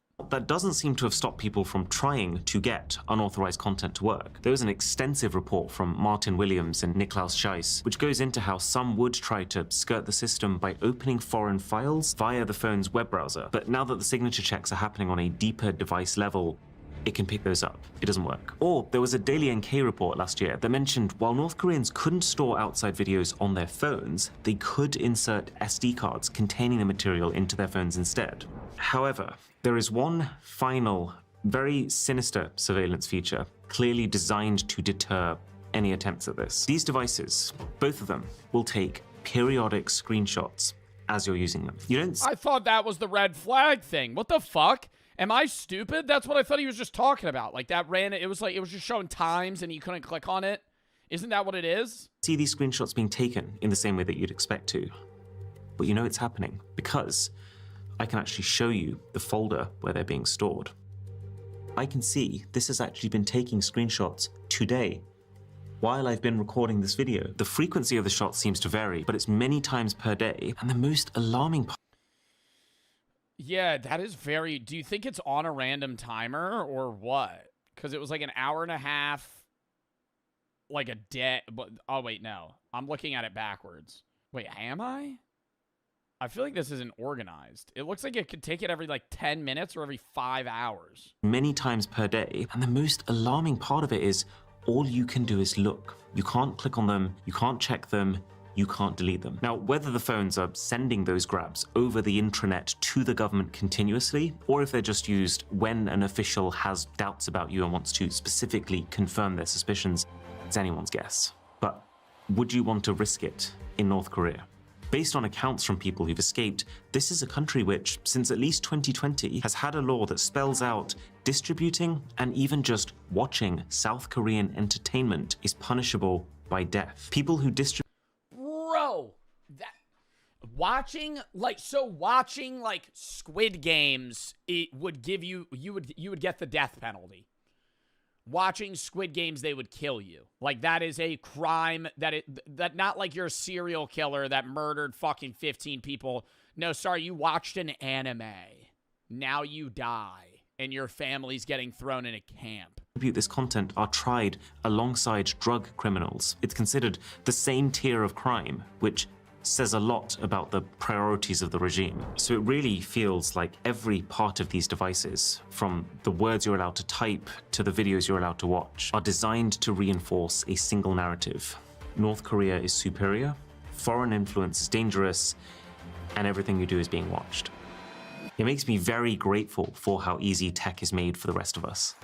Is this an ad? It's an ad. Yo, I was gonna say, that's wild though that they're charging $1,000 still. Like they're charging the price of an iPhone for something that does 1/30th of what an iPhone does. Anyways, that was a fun video to watch. Next. Delicious. Now, is it just me that gets pissed off watching that? It's just the absolute height of gluttony, and it's honestly just gross to watch. And again, the comments are absolutely brutal on this post, with people asking if she's trying to have a stroke, and another even asked if this was a standard American diet. Yup, that's how that's how everybody eats. Now, I know this isn't the standard American diet, but actually 40% of Americans are obese, so it has to be at least... Yeah, but bro, even the average obese American doesn't eat like that. The average obese American just eats like an extra meal of the day that's like ultra processed and unhealthy. Like I feel like dieting is really hard, but like it's just a matter of cutting out like the shit, right? Like people just don't eat fucking... Dude, just swap shit out. It's like people are like, oh, well, I don't want to diet, I'm hungry. But I'm like, you're hungry because you eat like fucking shit. Like, swap out the bad stuff for like vegetables, man. Like if you eat 2 cups of cooked broccoli, you're full for so long, you know? But if you're eating a fucking processed sandwich of sorts with like white bread, meat, cheese, and then fucking just like mayo, you know, and then on top of that, you're having like a bag of chips. Like, that's gonna fucking flood right through you. Similar to what a lot of people are eating. Now, the reason I get annoyed at these videos isn't just because of the fat. And despite... Does the FDA even do their job? Dude, the FDA just ensures that shit is like safe to eat. They don't really like restrict people. And even on that, the FDA is so loose with US rules. Like, the majority of the stuff that we have is like highly processed with like chemicals and other preservatives that other countries can't have. What people online might think, I don't hate fat people. I get annoyed at these videos not just because they're normalizing these awful diets, but because they're being rewarded for it too. Like I showed with James Bowler before, not only do they get free meals, but they get paid by these platforms in the form of ad revenue. Addy has over 300,000 followers on Instagram and over 500,000 on TikTok, posting pretty much every day on these platforms. So it isn't a stretch to imagine that she'll be earning multiple thousands. No, she ain't making that much money, bro, and I'm sure of it. I did short form, bro. She ain't making fucking 30 grand posting these videos, dude. 7,000 likes. 7,000 likes. That video probably made $15. That video made about $15. Like, you're not... Short form media pays about fucking ass. Nothing. 7,000 likes, dude. 7,000 likes on a minute video. Even if you had like 200K views, $40. Tops. Probably like 5. Over 300,000 followers on Instagram and over 500,000 on TikTok, posting pretty much every day. Yeah, 200,000 views on a minute-long video. What I ate in Disneyland. She's not even making the money back for what she paid for the stuff. I mean, you know, granted, she's writing it off if she knows what she's doing. So she's writing off the food that she's eating because she's filming it for a video. But still, it's like, it's not offsetting the fact that you're still just like burning money on these platforms. So it isn't a stretch to imagine that she'll be earning multiple thousands a month. And then other people with poor... 40 cents per 1,000 views. Carson, if you think that anyone is getting 40 cents per 1,000 views on any platform, even YouTube, you are widely mistaken. Mr. Beast would be the richest man in the world if he got paid 50 cents per 1,000 views. Are you crazy? Diets will see this. Most of the time, like, my CPM, wait, actually, no, I think you're right. 50 cents per 1,000 views on TikTok is crack. It's probably like 3 cents, 2 cents, maybe a penny. On, what do I get on YouTube? It varies by video. How do I see that? Yeah, CPM on YouTube anywhere is between like 4 and like 8.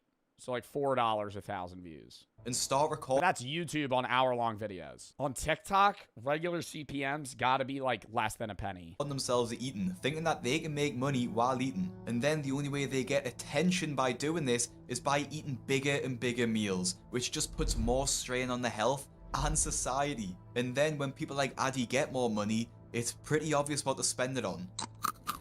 Facebook pays hella good then. That's what I make. Meta pays more. On Facebook in general, they just jam ads, and the ads are more valuable because the audience is older, and older people buy more products.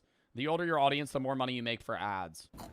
What I ate 16-year-old's a lot less likely to buy a product than a 35-year-old. today as a fatty. Good morning, fatties. I got a core power and Heavenly Hunks cake batter flavor. So that's my breakfast. We got In and Out.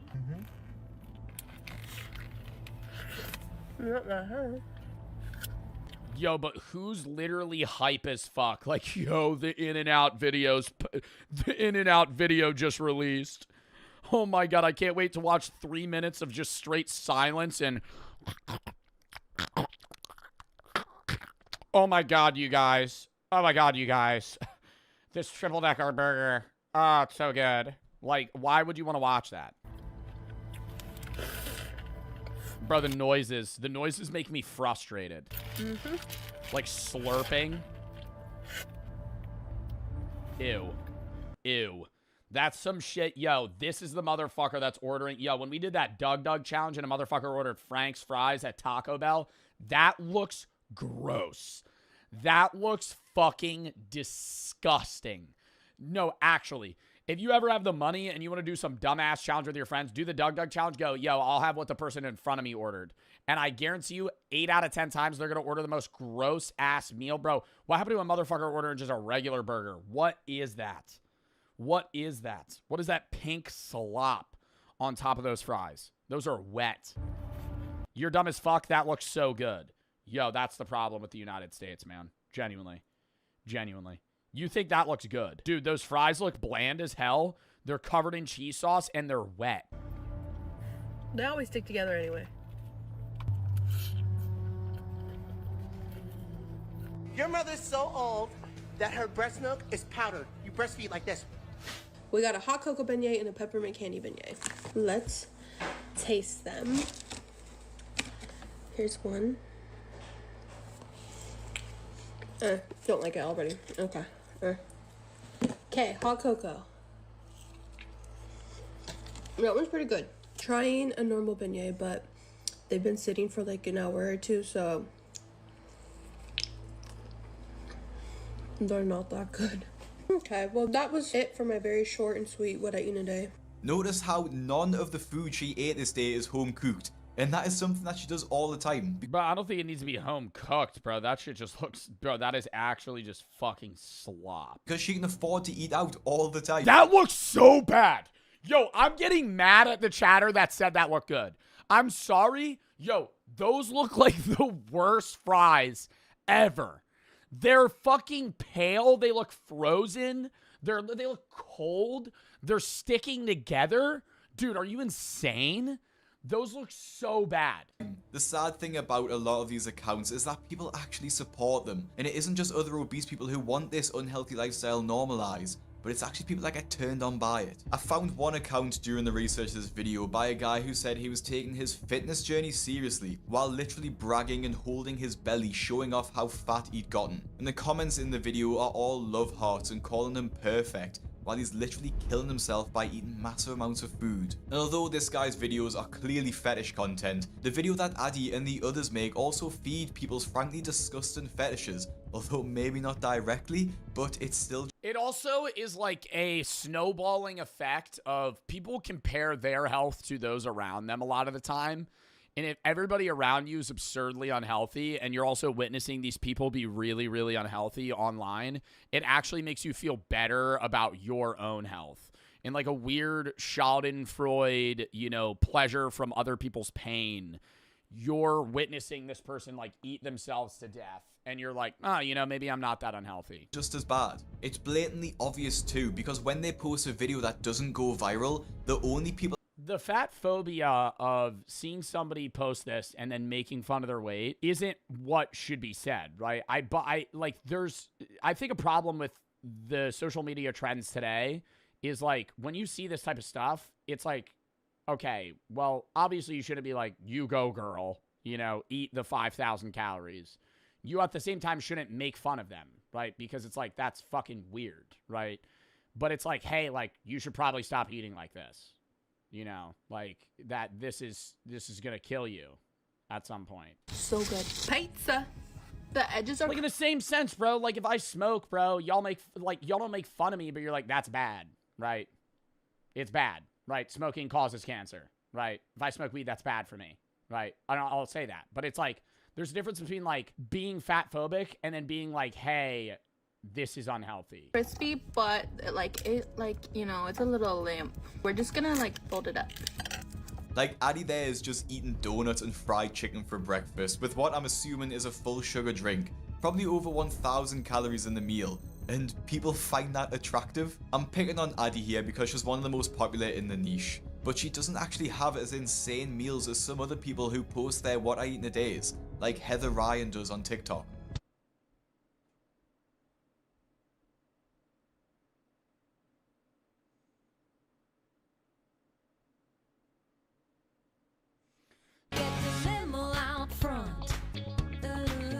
Does anyone believe that she only had one piece of chocolate? Every shoe, every color.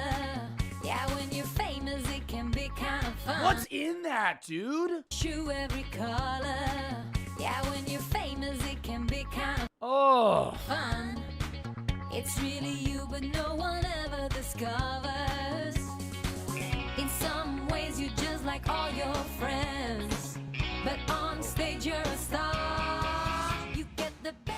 Now this is weird because it looks like she just had cheese balls with sweet potato fries, and then a big sundae to finish it off. Like, there's actually no real meal in there. But this isn't the end of the world, as long as she doesn't have too much food afterwards.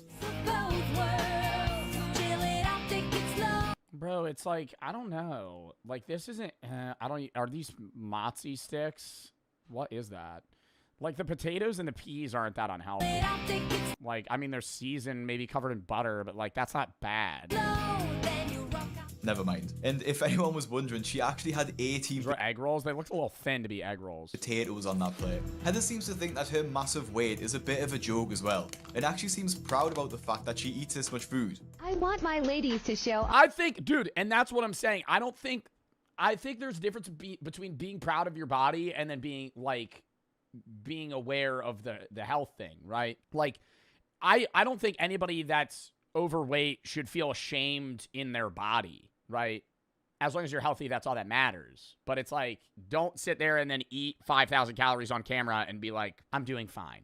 Like, no, that's bad. Off their jawline. You shouldn't be proud of being unhealthy. Well, there's a difference between people that are just overweight and then unhealthy, right? Like, being like 30 pounds overweight doesn't mean that you have heart problems. But then it's like, okay, now you're eating 6,000 calories a day. That's going to kill you. If you laugh, you go into hell. She will probably be over 350 pounds at this point and shows no signs of caring about losing weight. So, as sad as it is to say, I wouldn't be surprised if she suffers a medical emergency. But it's just hard, man. Like, if you have like a friend that's, I mean, whether it be you, I'm not making fun of you, chat, genuinely. Like, if you're overweight, I've seen no problem with it. But it's like, from the perspective of a friend, like, you probably know somebody in your life that's overweight. It's hard to bring that up to them because it's like, they're going to perceive it as being judged, you know, when you're perceiving it as like caring. It's like, I don't want to say it's easier. It's never easy to bring up like a friend's addiction, but it's like, I honestly think it'd be easier to be like, hey man, you should stop doing cocaine versus like, hey man, you're kind of fat. Cause like, imagine from that person's perspective, like if you're like somebody that does a bunch of cocaine and your friend comes to you and they're like, you should stop doing coke. You'd probably go, you're right, man. Versus your friend coming up to you and being like, hey man, I'm kind of concerned, you know, you're getting pretty heavy, and like that's getting to a point where like you might have a heart attack at a young age, you might get diabetes. Like your friend there's no nice way to bring that up. You know what I mean? Like, how do you nicely bring up to your friend that like you think they're gonna die young because they eat too much? You can't. Like, so you just sit there and it's like, you know, like you love the friend, but it's like, what do you say? So you want them to lie? No, you just don't bring it up. That's the problem. So then everybody sits there and you watch that happen, right? Whether it be you or your other friends, your friends are like, I'm letting you know if that's you, your friends know, and they've talked about it, right? I'm being dead ass. If that's you, right? Your friends want to bring it up to you, but they don't. Not because they don't care. It's just like, how do you, in a non-rude way, tell your friend you think they're getting to an unhealthy level of weight? You can't. In the near future. Honestly, I haven't got That's so sad. It's a problem in the US, man. Like, you just can't bring it up. much else to say about these fat TikToks. I just find them disgusting, and I seriously hope that TikTok and Instagram stops these creators from being able to monetize themselves eating massive amounts of food and normalizing obesity. Because they know, you know, it's not like they're oblivious to it. It's like, so it's like you're just bringing something up that's like, it's just going to come off as rude. Like if you have a friend that gains 50 pounds in 2 years in just fat, like not muscle, like you're going to witness that and you're going to be like, oh, wow. Like you're like in your head, you're going to go, you know, you should probably lose weight, but like, you're not going to say that to them because that's fucked, right? It's like, even if you're coming from a caring perspective, I will say it is gotta be real with them. I mean, yeah, but it's just like, I get it being tough. just Instagram and TikTok that allow this now. YouTube actually demonetized my video about the craziest meals in my 600-pound life because they want to steer people away from Telling your friend that's addicted to cocaine is the same thing. No, see, here's the problem. You tell your friend that they're addicted to cocaine and they need to stop. They could just stop. But if you tell your friend that you think they're overweight, then they're gonna feel they're gonna feel like insecure eating around you. You know what I mean? Like anytime they ever eat unhealthy around you, they're going to feel insecure, right? They're going to feel like you're judging them, right? Even if you're not, right? That's the problem. It's like if you tell your friend you should stop doing cocaine, he's going to be like, yeah, I should probably stop doing cocaine. And you could judge him when he does coke. You could be like, you shouldn't do that, right? But and now imagine you tell your friend, hey, man, like, I'm getting concerned about, like, your weight. Like, I think you should lose weight. Then you and him go out to eat fucking 3 months from then, and he orders, like, cheesecake for dessert. In the back of his head, he's going to be like, this guy's judging me. Making this type of content. It just means quitting cocaine isn't that easy. I know, dumbass. I'm saying it's easier to fucking judge somebody for doing coke than it is for fucking eating a cheesecake, okay? I'm saying, like, do you understand the point that I'm trying to make? I'm saying your friend's not going to feel insecure when it like, your friend already knows coke's terrible, right? If you're doing cocaine, you know that's fucking horrible for you. But if you're eating a cheesecake, you could reasonably be like, all right, that's not bad for me. Even if you're, like, on a diet, right? People that are losing weight still eat bad here and there, right? You're giving yourself a cheat meal, right?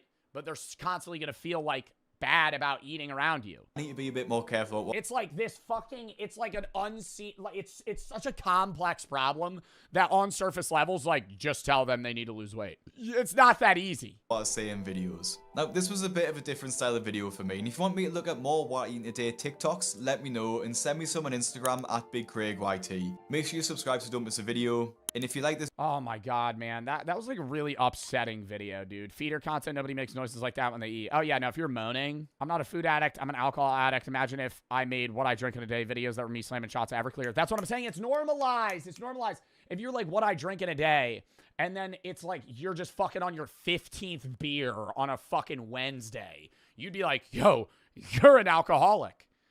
Like, that would be like, you're like, dude, you're killing yourself. Like, this is bad, right? But with food, it's like it's such an obscure problem because you need to eat. And people, everyone eats like shit, right? It's just the level and consistency of shit people eat that skews the numbers. And then it's like, okay, well, what do you say? The cost of becoming Jinxie. Oh my god! This was the exact moment Jinxie became the most subscribed streamer on Twitch. Now listen, if you don't know who he is, Bro, you gotta look at this real quick. This doesn't even look real. This looks f***ing edited. I mean, like, talk about Elon Musk versus average American. 1 million subs, 73,000. And that's still insane. 73,000 subs is huge. Queso's like one of the biggest streamers, one of the biggest YouTubers in the world as well right now. 1 million subs. I know it's from the subathon, but god damn, dude. What does Jinxie have right now? Like 50K? You better find out why he's so popular, man. It seemed like Jinxie came out of nowhere. Like he snapped his fingers and all of a sudden, he was the new king of Twitch. For most people, this is a dream come true. To wake up, play video games. No, I think the dream come true is to be like a top 500, top 1,000 streamer, but like you're in your niche community. Honestly, bro, I think what I would say the ideal is you. Well, I mean, I really love my job and I love my audience, but I'm not saying the ideal because I feel like that's self-glaze. I'm going to go the ideal Summit 1G. Bro hops on the game. His chat has been watching. His chat's like 35. They've been watching him for 10 years. And he just plays fucking whatever game for 15 hours and hops off. But he doesn't cross-post much. Like, he just games and then gets off. He's never been... I mean, early streaming, he was probably, like, one of the biggest guys. But, like, he's always maintained crazy relevancy. But he's never, like, you know, spiked or dipped. He's always been, like, 10K viewers, 10K viewers, 10K viewers, 10K viewers. And it's just, like, held him consistently. You know, like, he has, like, the reliability of, like, a 9 to 5 in terms of, like, income. But he doesn't deal with, like, the spikes or the downsides. I do social media. Right, but I would never want to be on the top. Being on... yeah, literally.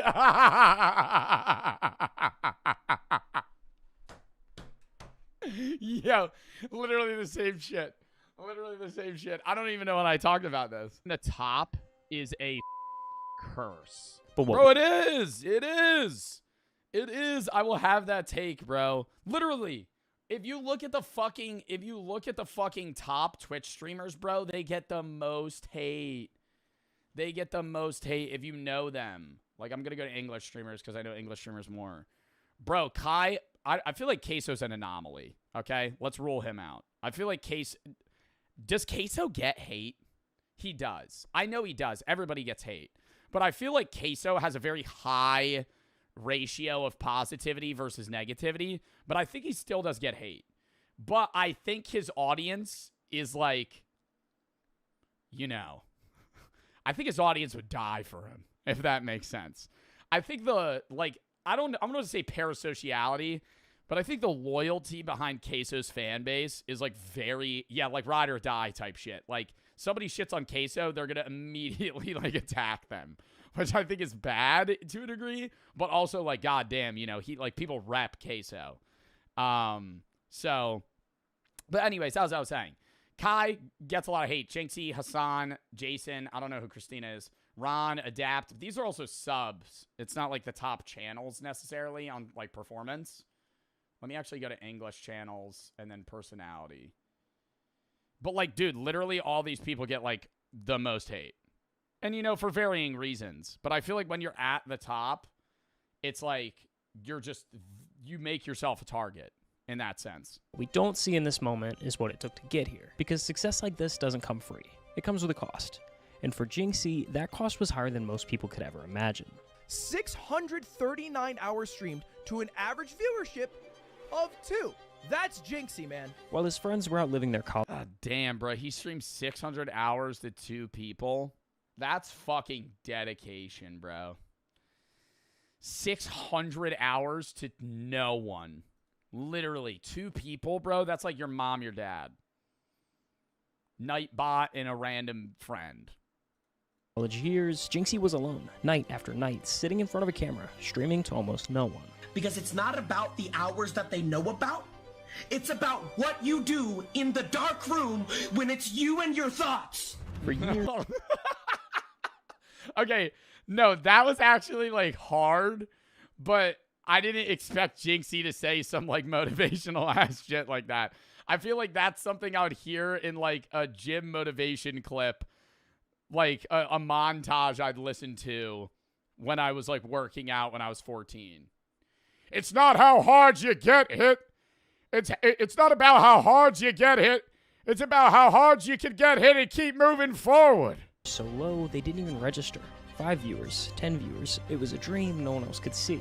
Every great thing that you will ever achieve is brick by brick, day by day, night by night. But the real question is, what exactly did he give up to reach number 1?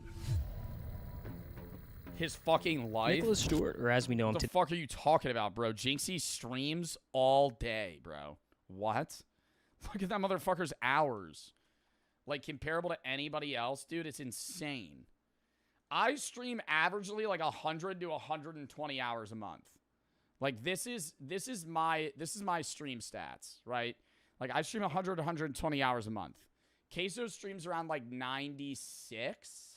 I think Queso streams 4 hours, hard cuts it off. Bro, average hours streamed a month for Jinxie is in the 200s. Yeah, it's been a little less over the summer.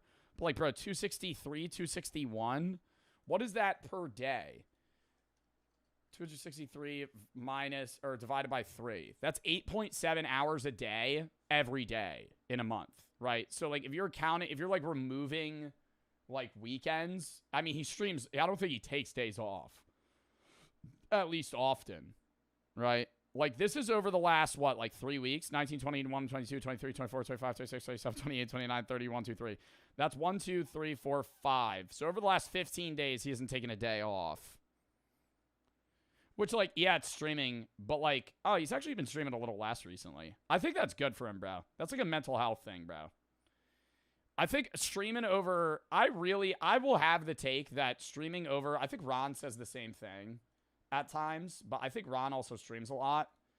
Streaming over, like, 5 hours a day, every day, is unneeded. Like, unless you're first and foremost a streamer, there's no point in streaming, like, 12-hour days. Like, it makes sense for people like XQC or like Train or guys that kind of like live on Twitch. But if you are basically like spreading your wings across all social media platforms, streaming like 9 to 15 hour days is just insane. Like, why? he wasn't chasing streamer awards. His first love was actually soccer. He played competitively for a local team called Everton FC in Florida. Yeah, so did I. I played for the Purple Fighters. And for a while, that was his entire world outside of school. As the mid-2010s rolled around, soccer wasn't his only obsession anymore. Like countless teenagers, he was sinking deeper into the world of video games. It started with the mobile game Clash Royale. Nick grinded his way up the ranks, even competing at the semi-pro level under the name... Oh my god, Nick. Jinxie's name is Nick.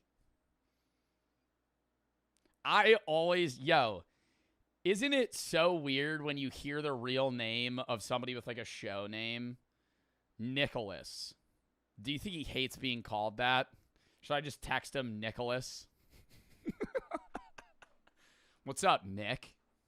He'd be like, bro, what? What's your real name? Oh, I don't know. Joe Bartolozzi. What's my real name? Oh, it's actually John. No. But that's like the screen name for certain streamers gets just so ingrained. It's like, I know his real legal name isn't Jinxie, but I'm like, I never think of anything but like, oh, this guy's Jinxie. It's Nova Nick. By his junior year, the focus had once again shifted. He wanted to stream, so he created a new account, called it I Sweat Games. And for the first time, he hit go live on Twitch. His first username was I Sweat Games. Alright, what's up, guys? Who the fuck? How did he find his first stream? Now that's mad weird. Now that's mad weird. How did he find his first stream? That doesn't even exist anymore. What do you mean? Bro, this is from like 8 years ago. Yeah, where was this VOD? Like he saved this and posted it or something? Let's go. And the timing of this move was perfect, because 2018 was the year live streaming exploded into the mainstream. Fortnite was everywhere, pulling in millions of players and casual viewers. Streamers like Ninja, Tfue, and Daquan were becoming household names. Nah, best year to get into streaming was 2020. 2020 to 2021, bro. That was like COVID. Nobody had anything to do, and I think small streamers had their peak then. Like most people that streamed during 2020, if you look at their Twitch tracker, they had the most viewers they ever had in 2020 to 2021. Because that was when, like, everybody was just watching, like, anyone. Now, I think it's been, like, really split to where, like, the highest streamers get the most viewers because people don't want to just, like, stream bounce a lot. But you had nothing else to do for, like, 10 hours a day. So, Ninja's you'd watch 20-viewer streamers. collabs with Drake, Travis Scott, and Juju Smith-Schuster made headlines outside of the gaming world, putting Twitch in front of audiences who had never watched a live stream. When did Ninja do the floss on New Year's Eve? I didn't see that live. I only saw clips of it, and I'm kind of upset about it. Because I don't watch the ball drop. And that sudden surge of attention created space for new creators to break through. Now, I Sweat Games was short-lived. Nick dropped that username and started fresh as Jinxie, but starting then gave him a chance to grow with the platform. He just had to follow the usual playbook. Do you go to school? I graduated high school last year, bro. I'm pursuing a career and becoming a full-time Twitch streamer and YouTuber. To become See, bro, I feel so split on when people say that. Because, like, most people would probably be like, bro, you're corny, you know? And I feel like he probably got that hate. You know what I'm saying? Like if he had just graduated high school and he was streaming to no people and they'd be like, what do you do? Like you're like 18, bro. You just got out of college or not college, high school. Like, are you going to go to college? Are you going to try to go to, no, I'm going to be a Twitch streamer. Most people would be like, bro, figure it out. You know, I even got that shit at times, but I'm like, I think that's good to be that pursuant of your dreams, but I feel like Jinxie is also, I don't want to say don't do that because obviously it worked for him and I think it could work for anybody, but I think you should always have a backup. You know what I mean? Like my take, whenever I hear somebody that's like, yeah, dude, just quit my job. I'm going to start up stream, making my account today. Huh? Huh? Yeah, I don't know how I'm going to pay rent next month. Maybe I'll fucking spark up some viewers. Huh? Quitting your job you've never even streamed before? Like, that's crazy. I think, like, you kind of want to, like, slowly pick up one, drop the other, and then transition to social media. I think he's also in a different position where he had, like, a year to try this out. But, you know, I always get worried for people because I don't want them to, like, not make it and then be in a slump. But then it's also, like, you know, I think putting all your eggs in one basket can go really good or really bad. A top 1% streamer on Twitch, you really had to chase the biggest titles. And at that time, that game was Fortnite. It's called Fortnite. It's free. A new season rolled out. You had to be the first to show the viewers what was new. Be the first to find the bugs, the Easter eggs, to play the games in ways no one else was. And that's how you'd stand out. Yo, we need that, my man. Hold on, chat. We need that. But first, a quick word from our sponsor. I'm going to have the take that I think being a personality on Twitch was easier in like 2018 than it is now. I think the competitive space now is a lot harder.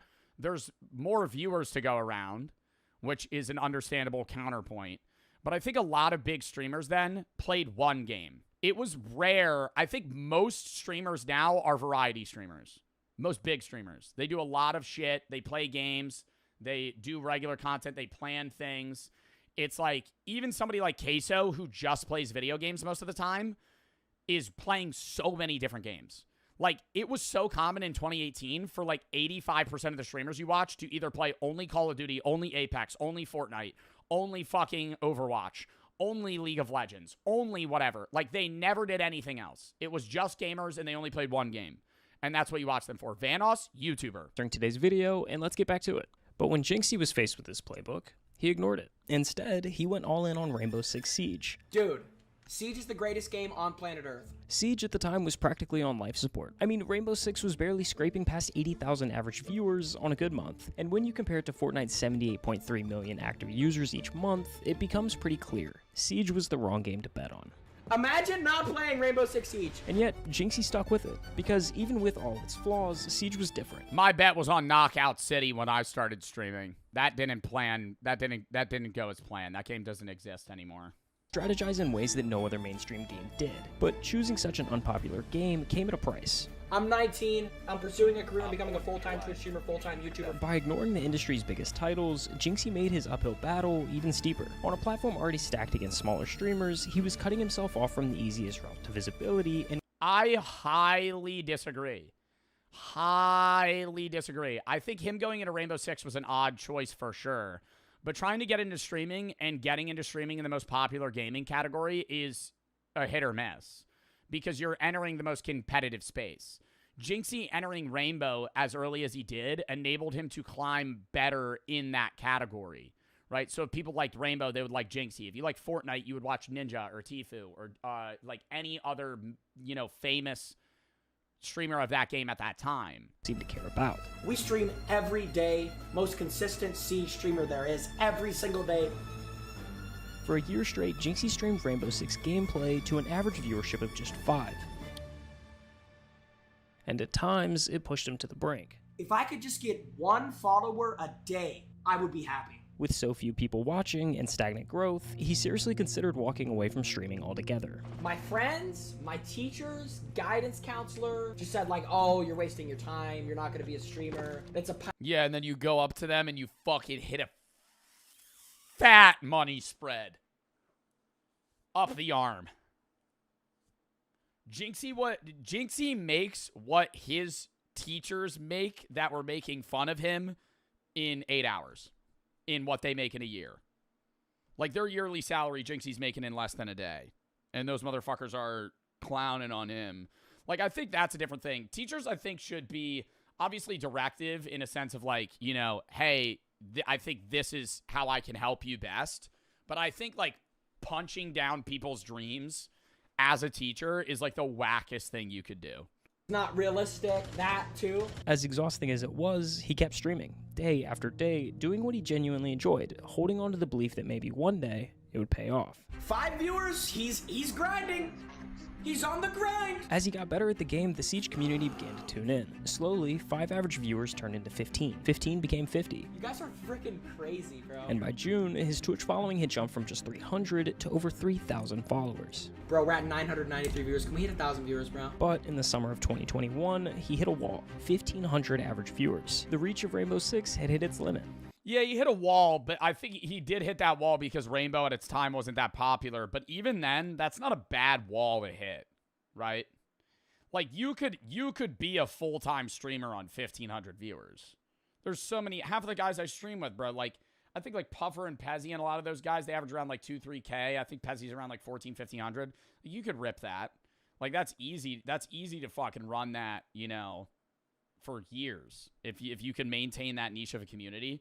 I averaged 1,500 viewers for a long time. Most popular players in the space, and even having a personal charm in the game, no one outside of the Rainbow community cared enough to tune into the streams. For almost an entire year, Jinxie sat there at 1,500 viewers, making enough money to not have a job, but not enough to really live a life.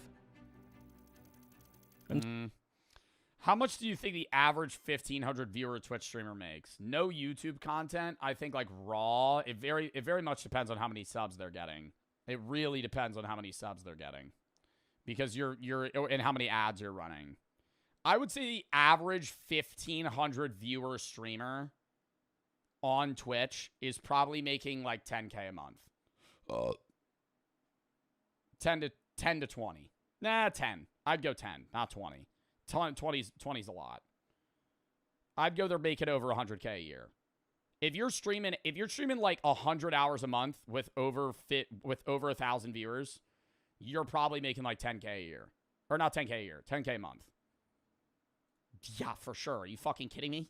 So one day, he woke up to thousands of new followers. He was confused at first, then checked TikTok. Someone had screen recorded his stream from the day prior and uploaded a short clip to TikTok. How's that not enough to live? No, he said enough to live, but he's saying not enough to like, you know, live lavishly.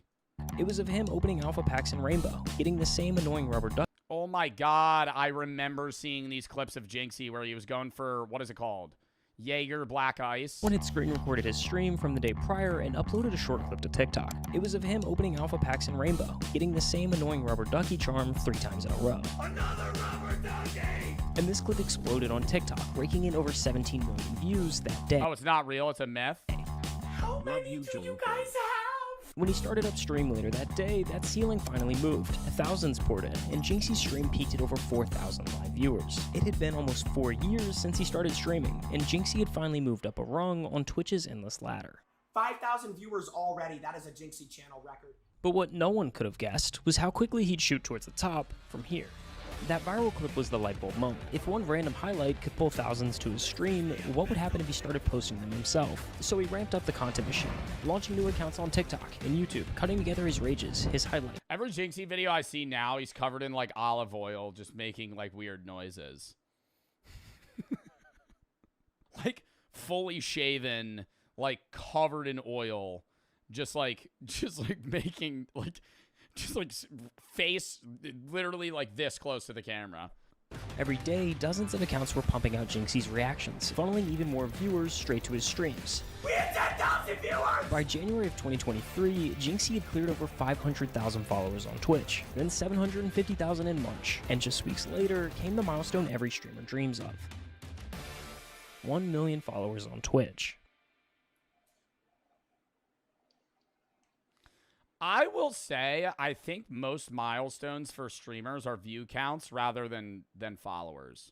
Not that it doesn't matter, because it's still fucking awesome to hit that. But I think, like, people care...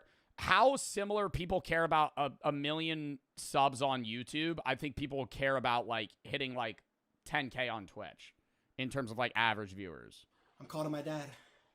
And it didn't stop there. Just days later, the sub counter rocketed past giants like XQC and Kai Cenat. Jinxie, streaming Rainbow Six Siege, was the #1 subscribed streamer on Twitch.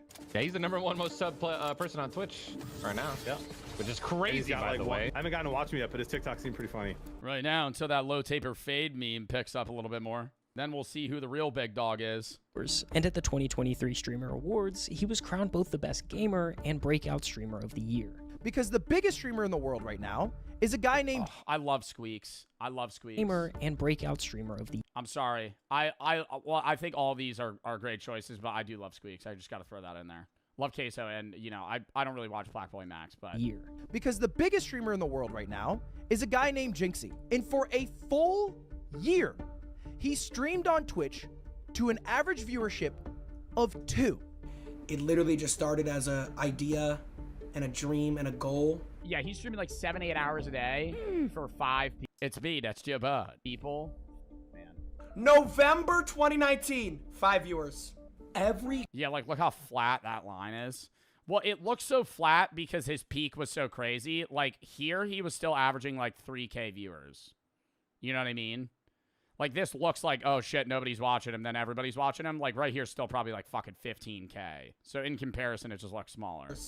Every great thing that you will ever achieve is brick by brick, day by day, night by night. December 2019, 5 viewers. It started off 5 years ago. 5! I'm pursuing a career and becoming a full-time Twitch streamer and YouTuber. January 2020, 5 viewers. The amount of mother that'll tell you that you can't do something because they can't imagine themselves doing something. If you have a dream, you have to protect that dream every single day when you wake up. And you know the craziest shit too is the motherfuckers that were sitting there telling him it wouldn't work out and he would never make it. Then he did. And I guarantee you they immediately flip, double down. They either immediately flip and glaze or they double down and go, man, he got so lucky. I wish I could have a job like that. Yo, this shit's so low effort, so easy. Anybody can do it. Like, it's literally the direct opposites. It's just literally people that hate to hate. Like, actually switch it up like crazy, but not even a good switch up. It'll be like, yo, you're never going to make it. That shit's hard as fuck. There's literally no point. To, oh, dude, streaming's so easy. You have the best job in the world. What are you talking about? Bro, you cannot lose if you just don't give up. Literally, bro, the only way to lose is to give up. The crazy thing is why this all worked in the first place. A generation ago, streamers lived and died by the games they played. If the game popped, so did they. But if it faded... I still think that's very true even in modern times. Like, I understand what he said modern times, like, you know, 5 years ago wasn't modern times. But I'm saying, like, recently. Like, a long time ago, you know, 2016, 2018, if you were a streamer, you lived and died by the game. But people still do that. You know, like, look at modern Fortnite streamers. They're fucking falling off like crazy. You know, it's because the game's fucking dying. Like, you know, hate to say it, the reason Fortnite streamers aren't doing well isn't because they're any less entertaining. It's because the game fucking is doing bad. Like, bad. Like, the game is continuously losing players, losing viewers, losing, you know, potentiality for people to want to watch, because you're not going to want to watch a game that you don't like playing. You know, you might watch games that you don't play, but you would play if you could, or you would just rather not and rather watch something. But, like, the majority of people that watch Fortnite streamers or, like, League streamers are also players. And if they stop playing, they stop watching. Their careers went with it. Jinxie flipped that script. Siege was already on life support when he started, so his growth was never tied to the popularity of the game. The climb took longer, but it built a foundation that wouldn't... I think Jinxie's popularity was slightly tied to the game, but I think he has a very heavy audience that still likes watching him for him. Top guy on any stream, you are dealing with all of the bullshit. However, success often comes at a cost. In just a few months, he went from a random kid on Twitch to the internet's main character, and that meant his personal life wasn't really his anymore. Relationships, drama. Suddenly, it was all being dissected. Yeah, more and more of your life gets put in the hands of other people. You kind of become like a cranked robot to a degree, where, like, the more, when you're at the top like that, you basically are just like a puppet that people use for entertainment in some form or another, you know. But at the end of the day, it's like, for you to appeal to an audience, you basically have to, like, bend to anything that they want to see. And then usually creators hit a point where they go, fuck this. And I think Jinxie did. And that's why, you know, he had a dip in viewers, but I think he's still one of the biggest streamers of all time. And I think a lot of people clown on him for that. I fucking respect it, man. For him to, like, slightly abandon the game that he played for so long and want to be like, I'm just going to make the content I want to make, like, that's really hard to do. It seems easy, but, like, in his position, when he knows it's going to have a negative downside, like, monetarily for him, like, you know, dissected by millions of strangers. What was once private became part of the content machine, whether he wanted it to or not. And even inside Siege, not everyone was happy with Jinxie. Some of the OG players hated the new wave that he brought with him. They said his streams made the game less serious, that the culture was more about entertainment than strategy. The exact energy that revived Siege also made Jinxie a target within the game's most dedicated community. But that's the trade-off of internet fame. You work so hard to get everything you ever wanted, only to realize it comes with everything you never asked for. I've been thinking about making this video for a very long time. I am retiring. I'm no longer going to be streaming, posting YouTube videos, posting TikTok. When the fuck did he post this? I feel like I lost all my love for it and passion for it. And now it's like, I just don't even want to stream anymore. So thank you to all my supporters.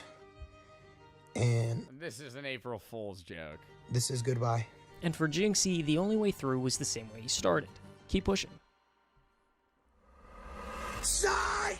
Part-time's Jinxie is f***ing gone. Starting tomorrow, I'm streaming every night, 7 p.m. to 12 p.m. I'm back on my 5-hour. Let's get it. Let's go. Click the sub button, click the like button, and let's do this for our mama and our little brother too. He built his whole career on consistency, on showing up no matter what, and now that mindset was the only thing holding it all together. He began branching out, pushing his content far beyond the walls of Rainbow Six Siege. Jinxie hosted online dating shows, opened fan mail live on camera, and began IRL streaming with some of the biggest names on Twitch. What the f*** you do? You're f***ing crushing. Yeah, thank you, bro. I appreciate it. This was actually the time period that I, myself, first became a fan of Jinxie. In early 2024, those clips of mukbangs... Yeah. Bro, the queso collab where they were just like unboxing shit and just eating chicken nuggets. Like the most unplanned. With queso and cooking with Sketch started flooding my TikTok feed. Was that pot rusty, or trying to find out what the metal taste is there? That is a funny ass. But when they were doing the cooking streams together, that was a funny ass segment where they were just fucking it up constantly. And I'll admit, I can't stand the cringy, over-the-top screaming reactions by streamers. Dude, I think Sketch gets a lot of hate too because he's lost viewers, but I think Sketch is genuinely like more of a personality than a streamer, if I'm being real. Like, I think Sketch is just somebody that's entertaining to just show up anywhere. He's kind of like, he kind of is like a character in a TV show that like transitions between TV shows. Like, Sketch will just show up somewhere and everybody's like, oh, that's Sketch. So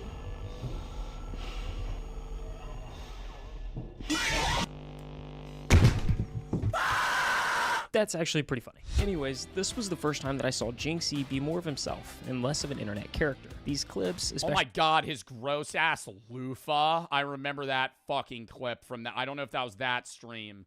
Oh. Less of an internet character. These clips, especially the sketch, were hysterical and created trends far outside of the gaming community. You're gonna need a frisbee to cover those pepperoni nipples. These streams took Jinxie to an all-new high, averaging nearly 100,000 viewers per stream and peaking at 229,525 concurrent viewers.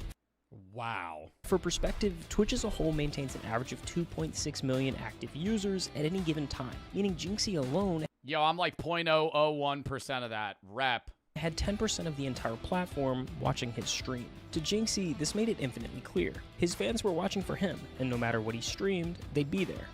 The mental barrier of streaming for performance was gone. Jinxie really just streamed whatever he wanted to.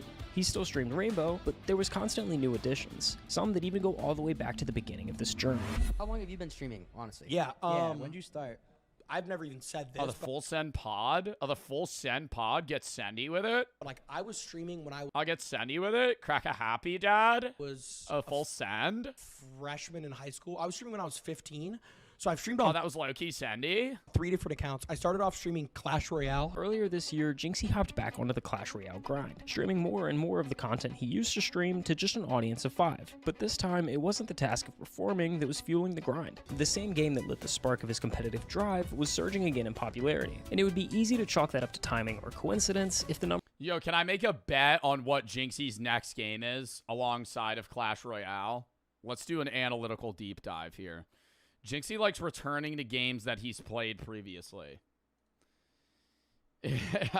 And he also plays games that are typically not games that people stream.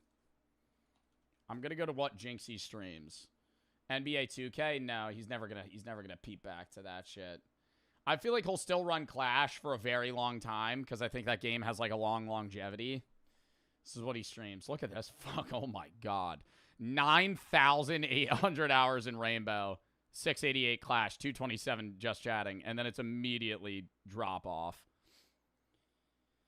I think he plays FIFA, but I feel like he opens packs more than anything. He played only up for 22 hours. My god.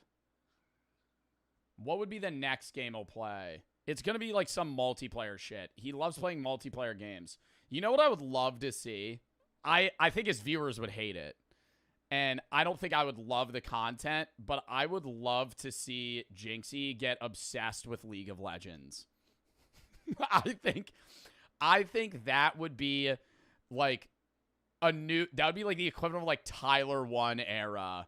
Like, I think Jinxie would get really toxic in game, and it would be, oh my god. I think he would get banned from fucking League. Numbers right there. In June, 8 out of the 10 uploads on Jinxie's channel were Clash Royale, with the game's player count jumping over 8.4 million in that exact same month. Whether he'll admit it or not, the moment he came back... Wait, what? Since Jinxie switched to Clash Royale, it upped player bases by 8 million? Right there. In June, 8 out of the 10 uploads on Jinxie's channel were Clash Royale, with the game's player count jumping over 8.4 million in that exact same month. Oh my god, the creator code is going to... I'm reverting back to what I said. I think Jinxie's making $50,000 a day. I'm reverting back to what I was saying before. Bro, he individually brought 8 million players over to Clash. Whether he'll admit it or not, the moment he came back, the game itself seemed to wake up too. And not just Clash Royale. Overnight, a surge of 800,000 He averages way less now, but his sub count's all the same. Players jumped back into Clash of Clans, like it was almost a brand new release. And we were right there with him.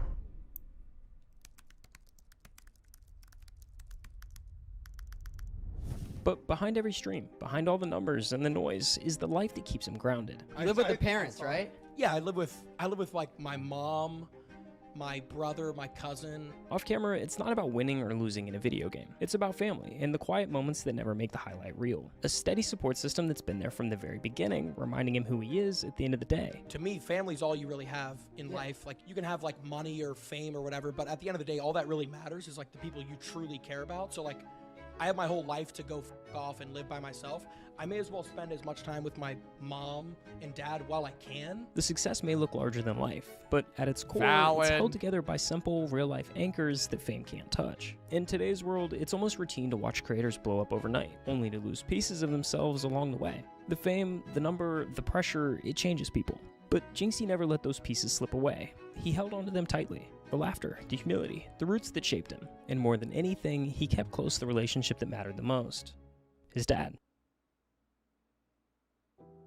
I've nothing but like the highest thanks to my dad. When I was like 17 years old and I didn't know what I wanted to do with my life, my dad was the person who told me to just go for it, and he said, you'd be good at it. There's Jinxie, there he is. See him, chat right there. There's Junko. I created my... Aww. Yeah, that's literally like the best dad, bro. Like full supportive of your son. Twitch account in 2019. I had one viewer for an entire year. That one viewer was my dad. He was in every stream, always hyping me up, and he never stopped believing in me. When you have somebody in your corner that's your dad and they believe in you from the jump, what else do you need? Call to my dad. Yo. Dad, I just hit 1 million. No, I'm watching. Oh, you're in? Yeah. I'm so happy I can't feel my arms. I can't even feel my arms. I think the story that is Jinxie is far from over, but in its own way, it's come full circle. From the late nights of streaming to a few viewers, to teachers saying he would never make it, to now living the exact way he's always dreamt of, he's always been one thing. Himself. And yeah, the sacrifices were real, but if you asked him today whether he'd do it all over again, I don't even think there'd be a pause. The answer would be simple. What the fuck did he just say there? That was a fucking awesome video. I'll sub to them. I love it. His dad has supported him from the beginning. Not many kids get that push of support he got. Oh, for sure, bro. What I eat in a day, TikToks are insane. TikTok what I eat in the days have genuinely gotten out of control. What you guys are today for a little snack for dinner? I wanted to have something sweet, so I got 2 boxes of the crumble cookies, you guys. That is a fucking heart attack. Brooke literally just got me 4 of those cookies, and they taste good as hell, dude. I eat one of those, and I feel fucking disgusting after. Like, I'm happy to eat them, and I enjoy eating them, but, dude, one of those cookies is, what, like 600 calories more? And that's what? That's a box of 2 boxes of 8? 16 crumble cookies. I think if I ate 16 crumble cookies in one sitting, I would die. They're 1,000 calories. How much is a crumble cookie? Over 800. The semi-sweet chocolate one's like 700. Just so much saturated fat. It's just a heart attack. I don't actually think, bro, I don't think anybody actually eats like this, though. Can I say that? I understand there's people that are overweight and there's people that are obese, but I genuinely don't believe that there's anybody that orders 8 crumble cookies and eats them casually. I feel like a lot of it's for content. Because there's like, I don't want to say it's like a fetish or anything, but like the amount of people that love watching like mukbangs and watch people get morbidly obese. Like there are people that enjoy watching YouTubers like delve down this rabbit hole of like pure unhealthy dog shit. And no, seriously, like there are millions of views. Like there's 20 different YouTubers that make mukbangs, and not like regular mukbangs, like mukbangs where they just eat shit and just hordes of shit. It's not anything they would regularly eat, but it's like the content they make and it's how they make money, so they do it. But then they just start fucking gaining weight rapidly. Nikocado Avocado? Yeah. Honestly, I mean, not anymore. He's like healthier now, but nothing could have prepared me for these meals these morbidly obese people are eating. And honestly, I was just left disgusted by the absolute gluttony on show. And I want to start by looking at the diet of the up-and-coming creator known as James Bowler, who loves to show off his little snacks, as he calls them. Mood, you guys, today for breakfast for a little snack, we're a whole box of Twinkies. Does he actually just eat all of them on camera, though? There's no way. have a whole box of Twinkies and some milk. Let's get started. These are literally like my favorite snack. I can swallow them whole.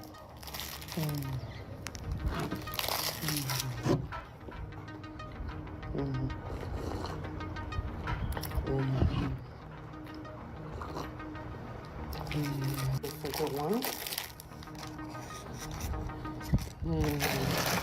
Bro, why do people want to watch this, though? Is there... No, seriously. Because it's not ASMR, you know? That's why I was saying it has to be like some weird... Like the moaning. I'm telling you, bro, it has to be like some fetish content. Like there's no way... Because I get the appeal of ASMR, where like somebody eats something that makes like a weird crunchy noise. Bro, what's that? You know that ASMR where they be drinking like slurp juices? Like this.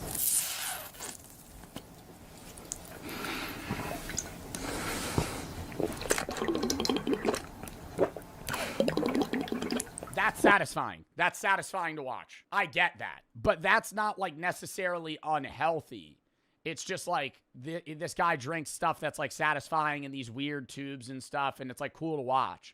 But there's like that, and then there's just like actually just watching somebody eat a box of fucking Twinkies. Like it's not... And I mean, before we get into what he eats, it's pretty impressive that James doesn't actually fit into the frame of his camera. Like, he's literally so wide, we can't see how wide he is. But back to what he eats, in what world is this a light snack? 2 boxes of Twinkies with a glass of milk has around 3,800 calories, and James is just literally... And just straight fat and sugar, man. Inhaling them. And honestly, just making the most disgusting... Dude, he's panning into it, though. There's no way he just makes that noise when he's eating it. You know what I mean? Like, nobody's moaning. This is just fat shaming. He's being rude, yeah. The point that he's trying to make of this being bad is not fat shaming. When he was like, he's so wide he doesn't fit in a frame, that's fat shaming. But, no, that is fat. Making fun of somebody because they're fat is fat shaming. Pointing out the fact that they're eating unhealthy and they're going to fucking die because they're eating unhealthy is not fat shaming. I've always said that. Right? There's a difference between being like, hey, this is terribly unhealthy, and then, hey, making fun of somebody because they're fat. Noises while doing so. Yes, I got 2 because every time I finish these, no se me quitan antojos, so I got 2 boxes.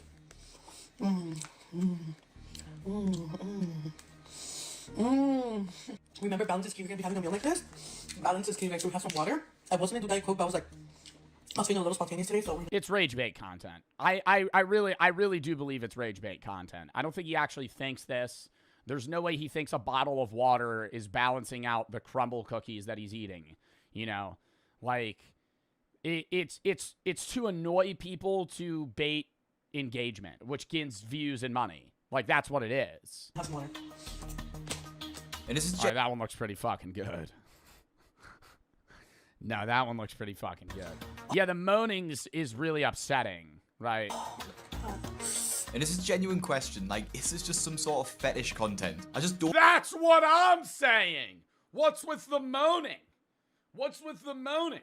Why we're eating a box of crumble cookies? It's like there's not a second of like silence. I don't understand who this content is aimed at, and honestly, it's just sad to watch. I actually originally thought it was all rage bait, and there was no way that Oh no, I think it is. I think it's a mixture. I think it's like 80% rage bait and then 20% fetish content.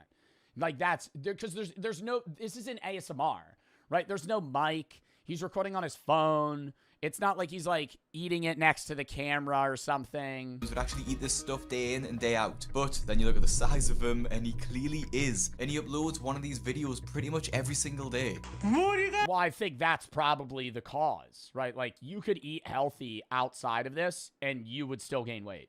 Like if you're eating 3 caramel cookies on camera, that alone's 1,800 calories. That's like a day's worth of calories. Today for a little snack. Like even just that. Like, dude, outside of this, he could just be eating straight salads and he'd still gain weight. For dinner, I wanted to have something sweet, so I got 2 boxes of the crumble cookies, you guys. I'm so excited. Let's get to this is the first box, you guys. Oh, look at that. Oh my god, I'm so excited. Yeah. The first one we have is the s'more brownies cookie. Look at that, you guys. Oh my god. Oh, that looks so good.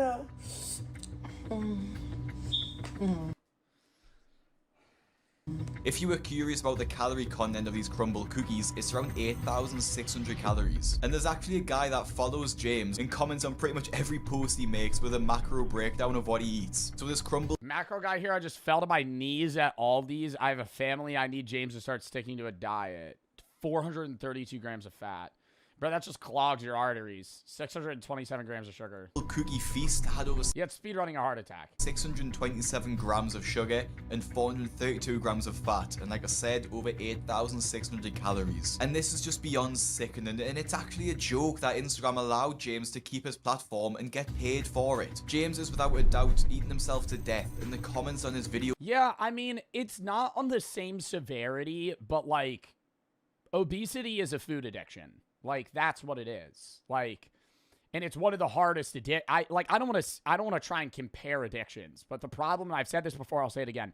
The problem with food addictions is if you're addicted to crack, you stop doing crack, right? And it's really hard to get off of crack, but you stop doing crack. If you're addicted to food and you use food as a coping mechanism, you can't just stop eating. You need to eat to survive. So it's like, the limiting of that is really, really hard. Yeah, like stress eating as well. It's like, it's a mixture of stress eating and then just poor diet. Know this as well. Like poor diet and eating bad doesn't equate to morbid obesity. It's like a level of like binge eating. Unfortunately, this dude is literally eating himself to death. He's no doubt a diabetic and on his way to a massive heart attack. With so many people out there struggling to beat cancer and all kinds of ailments, this guy is killing himself in the name of food. Incredibly very sad. The worst part about James is that brands and restaurants have actually started inviting him to their places, presumably offering him free food for a good review. Now I have to say, why would any restaurant want him to review their food? It seems like James would eat publicity, absolutely anything, and give it a 10 out of 10. Mood, you guys, we're right here at Juice Time in Southern California, and we're here to try out their sweets. Mood. These are the first 2. I think these are smoothies. This one was one of my faves. It tasted like cotton candy. This is a Dubai chocolate cup strawberry. 10. Yeah, that shit looks fucking disgusting. Yo, that shit looks fucking disgusting. Oh my god, the Fruit Loops on the fucking yo, this actually just looks like straight sugar slop. This is like somebody just trying to be like, yo, this tastes really good. It's just packed with sugar. It's just, there's no part of this that's appealing. I think these are smoothies. This one was one of my faves. It tasted like cotton candy. This is ew. The Dubai chocolate cup strawberry. 10 out of 10, you guys. Everything is homemade. These are the mini pancakes. We have the Biscoff mini pancakes. 10 out of 10. They're Dubai chocolates. So big, you guys. 10 out of 10, you guys. I suppose actually he is a good reviewer because none of the food will go to waste. But I just can't see how anyone... Alright, now, like, I understand the point in, like, documenting the what I eat in a day TikToks, but, like, now we're just, like, tossing in jabs. Like, that's rude. Would look at James and want to eat what he eats. In fact, I would be staying well away from anything that he eats. James also isn't the only one who's making a big impact on Instagram. And actually, there's thousands of fat people sharing their What I Eat in a Day videos. Everything I eat today as a fat girl. This is Brandy Lee Snacks, who is unsurprisingly followed by... Bro, who are the two fucking streamers that are gaining traction now? It's like, I understand it's like people laugh at it because it's funny, but it's like, dude, it's concerning. Like, that, yeah, Jay Bullen. And he acts like he's passing out. Yeah, Tismala and Jay Bullen. And they'll eat it and they'll go, oh! And they'll fall asleep or something. But it's like not, like it's a bit, but it's like, dude, like they're getting paid. And so it promotes that. But it's like, you know, I get why they do it. Like, I don't think they're in the wrong, but it just sucks. James Buller. Because it's like, now there's no motivation. Like, it's like, hey, now we're getting money to eat like shit. On Instagram. And she loves to share what she eats in a day. And actually starts every single day with a donut dipped in milk. Just to make sure that she has the worst possible breakfast every morning.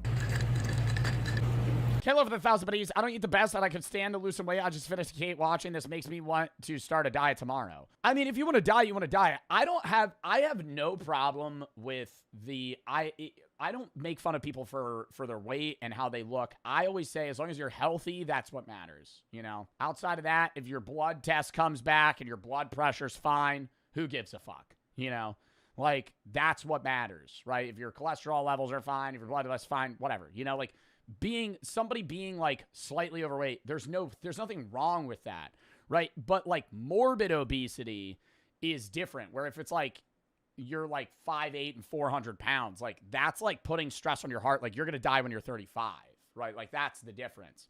I would assume you're still fine. Like I still eat cake. I still eat, you know, the fucking, what are those, gancitos? Those are fucking good as hell. I eat those too much. But like, dude, like you can, I would say the biggest thing is like having a week's worth of calories. Like you have to fit that, like having, you know, 3 days of eating really healthy and then having a day where you have a bowl of ice cream or cake or something, that's fine. It's just like, you need a match. Like there has to be a level of consistency. And then you have days where you could take like, hey, I'm going to eat a bunch of cookies or brownie or whatever it is, you know? Gancito mentioned, those are good as fuck, man.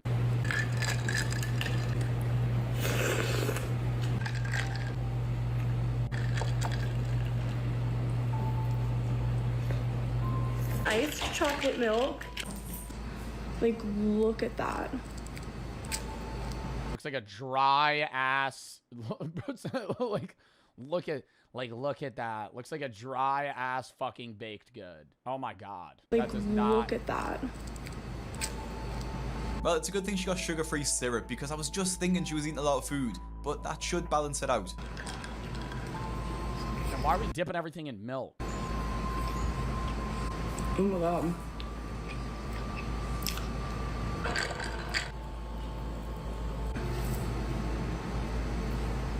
These cookies are amazing.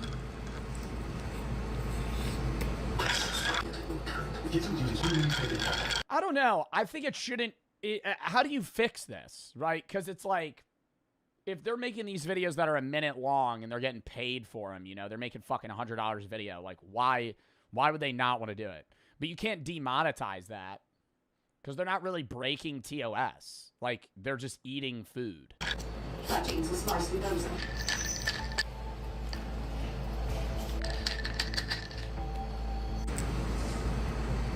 The shits are insane. Oh my god, the diarrhea, bro. Oh my god. Straight diarrhea. Going into that bathroom. Liquid shits. Liquid shits later, bro.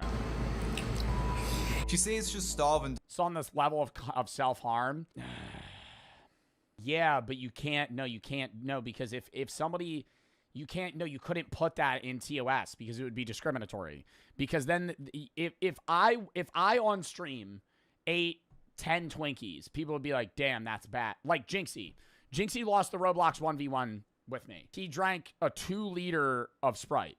That's like 300 grams of sugar.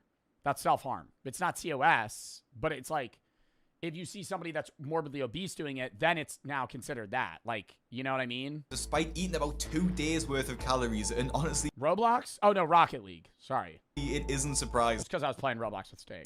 And for one, when you're that big, you're going to need more food to feel full because her stomach will be physically larger. And 2, she had... I don't think it's the stomach. I don't think it's stomach physically being larger. It's you're not consuming an amount of food that's going to make you feel full. You're eating high caloric density, low dietary fiber foods. Your shits are going to be rock hard. You're always going to feel like you need more. So many calories from sugar. You're going to digest it so fast. And carbs that her blood sugar will be spiking and then crashing, which is leading her to be more hungry. Your stomach gets bigger. Yeah, when you eat amounts of food, it's volume. Than if she ate whole meals and a high protein diet. The comments in this video weren't happy with her either. That's like 2 days of food. Stop making all this normal. There's more than 2 days of food. It's like 5. It's like 6,000 calories. Nothing normal. All this sugar is poison. Health is the most important thing we have. This is literally self-harm. Someone even commented defending her, saying that she isn't normalizing this much food, but the trouble is that she's doing exactly that. By posting these videos, there will be other people saying this who eat like her, and when they see other people doing it online, it... Thought I was done eating for the night. You make me hungrier. Were those hard-boiled eggs topped with CC?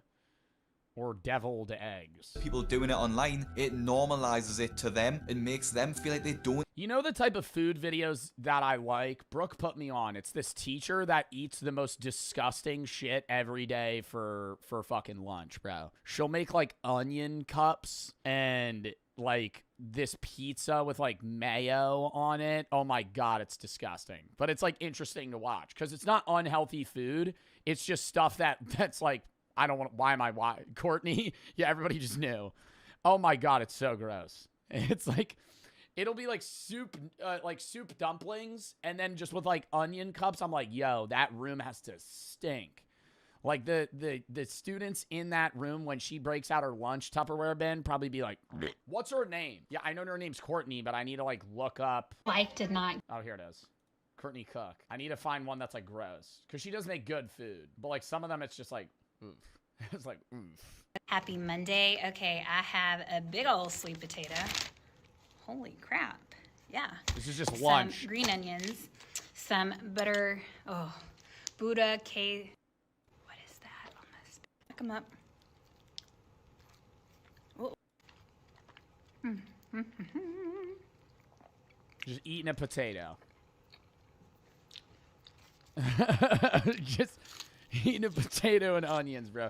Like what is that called? Like a Baltic breakfast. I love watching those too. Some dude with just a bunch of onions and shit, and you just like just munching on them. Won't need to change. If Brandy wants to literally kill herself eating that much food, then she should be allowed. But she shouldn't be allowed to be monetized on these platforms for it. And I get that point where it's like you shouldn't be able to be paid for it, but I mean, there's so much worse shit that people get paid for on content. So. Although Brandy only has 160,000 followers. It's like if you demonetize this, you have to demonetize anything that's bad for you.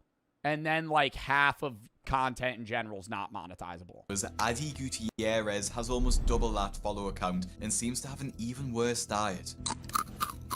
What I ate today as a baddie. Cereal for breakfast.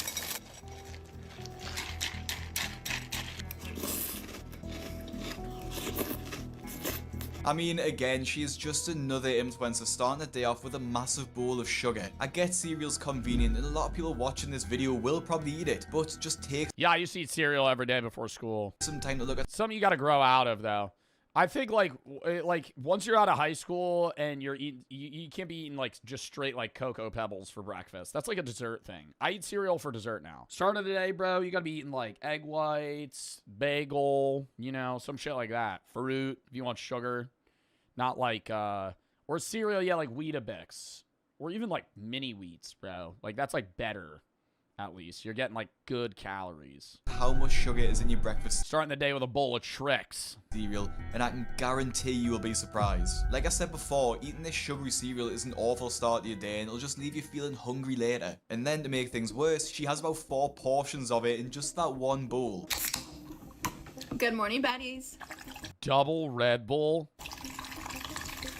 Sugar-free, of course. Yeah, I gotta say, the original Red Bull flavor is fucking ass.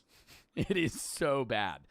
And Red Bull did a great job marketing wise with like relating Red Bull to like sports and like energy and you know, even like most alcoholic drinks at bars, like mixed drinks, like shots and shit, use Red Bull. So, but that's also one of the reasons I hate it. Like if I'm drinking and I smell Red Bull, it's not that bad. But if I'm like sober and I smell fucking just a regular Red Bull, I'm thinking of Jaeger bombs. And that shit, fucking gross. Gross. Sugar-free Red Bull. No. And the original flavor is just bad. What is that? I made a quesadilla with hot Cheetos and hot mac and cheese. Hot. Bruh.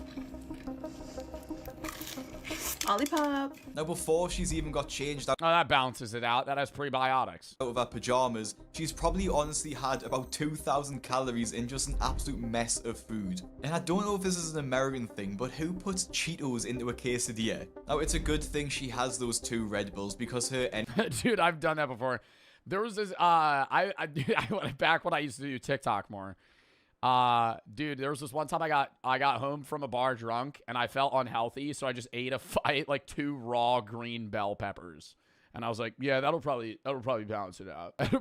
That'll probably balance it out. I had 2,000 calories worth of fucking alcohol. energy levels will that'll probably do my stomach right. be absolutely through the floor by the time it gets to dinner time. Red. For dinner, I have some steak and some taters. Yeah, can we eat it? Can we eat it with a fucking fork and a knife, bro? What are we doing? What are we doing? What are we doing? Oh my god.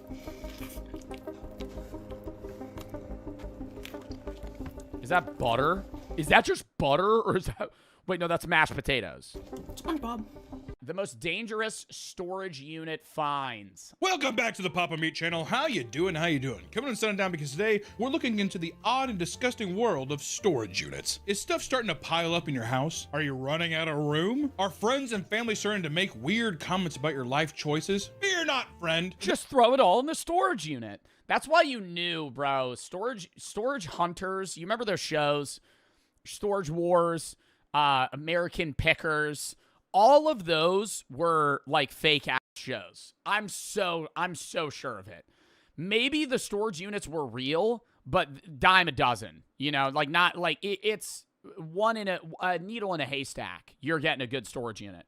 Most storage auctions are selling like, you got to think, bro, like what is the average shit people are putting in storage units? Holiday decorations, mattresses, family memorabilia, and like trash, almost basically trash stuff that's meaningful to an individual but worth nothing. So whenever I saw those fucking videos where it'd be like, yep, just bought this storage unit for $1,400. Oh my god, look, he has antique rifles in perfect condition that are worth $140,000. Who the puts that in a storage unit? Why would you have that? Oh, he has a katana collection. What? What are you are you going through like the coolest people ever? What do you mean? If that's the stuff they're putting into storage, I want to know what they actually own. Like, are you going through like Jeff Bezos's abandoned storage unit where he has like a block of gold just sitting in the corner? Like, who the fuck has that? No one has that shit. Some cool ass stuff. Yeah, that, and then they just never find anything that's, dude, there was one show or like one episode where they actually went through shit.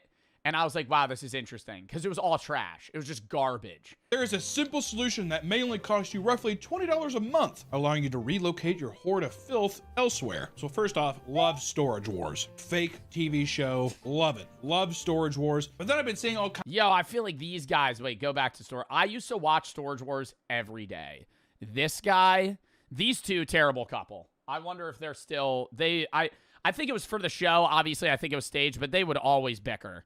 They hated each other. I never understood how they weren't divorced. I'm going to say that right now. I'm not trying to, like, judge the relationship or anything, but, like, on the show, they would just fucking scream at each other. It'd be like, all right, don't bid on that, honey. And he'd be like, yep, another, yep, okay, yep, we're buying that one. After his wife literally told him not to get it. Just like direct oppositions. This is the favorite character, though. Favorite character right here. The old guy, don't remember his name. This guy was a douchebag, Dave. I always wanted Dave to get upbid on something and then fucking make no money. And I hated the show, too, because it was like, not only was the shit they were getting, like, fake, it was like they just knew the price of shit off the top of their head. Like, Dave would walk in, he'd be like, broken Turtle Beach headset, $20. Candle warmer, $15. Oh, ladder, $183. And you throw it to the side. I'm like, yo, you have to sell that to someone. Like, not only are you buying the storage unit, like, who are you? And then one day they showed Dave's actual shop, and it was just full of shit. It was like shelves, like floor to ceiling, of just like random technology parts and stuff he got at a storage unit. I'm like, who's coming to this store? I just go to Best Buy if I'm looking for a fucking iPhone charger. I'm not going to go to Dave Hester's auction site and go buy a fucking used Amazon cord that he got from a dead guy that didn't pay off his fucking storage unit. TV show, love it. Love Storage Wars. But then I've been seeing all kinds of videos online of verticals of people like, they find tons of money. It's all fake. Get the fuck out of here! If I found that, I'd think that there's a drug dealer that used to own that shit. You found a wad of 10 grand? I mean, don't get me wrong. I bet you there are storage units where people find some crazy shit. But I want to know, what's some real? Nah, surely. Drugs. That's what you're finding, bro. I could see a world where, like, a storage unit gets foreclosed on, you buy it, and there's just, like, 5 kilos of cocaine that you find. Like, or a grenade. Bomb. Unregistered weapons. That's probably really common. Finding guns. Like, weapons, knives, stuff like that. But not of value. It's just, like, okay, this is like doesn't even have like the serial numbers fucking scratched off. Crazy shit someone's found. I want some disgusting, depraved stuff, and that's what we're going to dive into today, all right? Storage units are a great solution for those with too many possessions. The services range from small rooms to large garages, and these labyrinths are found worldwide and hold all sorts of strange items. However, these large steel buildings are not as safe as you may think. From burglaries to insane tenants and even murder, storage facilities are the Wild West of urban cities with chaos hiding behind. Yeah, dude, there actually probably are people that sleep in storage units. Behind every turn. So, grab your padlocks and steel boots as we get ready to lift the door on the strange ongoings of storage units. I lived in a storage unit for 2 months. What's the weirdest thing? Bodies. There was probably somebody that bought a storage unit and there was like a human head. Something like remains of an animal, dead stuff, rotting shit. Like, what else is like disturbing or dangerous? Bombs, acid, just fucking weird murder, sex dungeon shit. Yeah. If you've ever watched shows like Storage Wars, which was one of the most popular shows of the 2010s, it goes without saying that there are all sorts of crazy things to be discovered in storage units. Storage Wars followed a competitive group of... Yeah, and bro, they would always be in some fuck-ass town. They were never in, like, Miami, dude. They'd be in, like, rural Nebraska.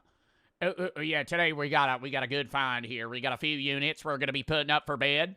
A few units we're putting up for bid in Nebraska. What do they have? Buyers traveling from auction to auction, trying to see who could make the most money with the units they purchase, right? $500, sold to the guy for $500. Now I need to make $500 plus more money for profit. That's the show. That's every episode. And there's some bickering here and there. It's trash television. It's also all completely fake. It doesn't matter. Still, bro, really? Now that upsets me. I wanted at least part of it. I knew it was fake, but like you kind of want part of it to be real. It's like when you're a kid and you find out the WWE is staged. And you defend it for a while, you're like, no, it's not. No, it's not. No, it's not. Randy Orton actually fucks people up. And then you do know it's fake, but you kind of believe it. That's where I was with Storage Wars. Where it's like, yeah, no, I know it's fake, but it's like, dude, they're still throwing haymakers on each other. Like, they're getting hurt. They're getting hurt. Former Storage Wars star files lawsuit claiming show is fake. What lawsuit is he filing? Because he was a part of the show. Like, I don't understand. Over the years, some of the people on the show have found insane things like rare art collections and priceless vehicles. And although this might look impressive, they pale in comparison to some of the stuff we are going to see. Yeah, he would always find some crazy shit. He'd be like, this is worth a ton. Look at this. Pulls out a picture of a German Shepherd. Guess who painted this? His son's like, who? The Adolf Hitler. It's an original. Really?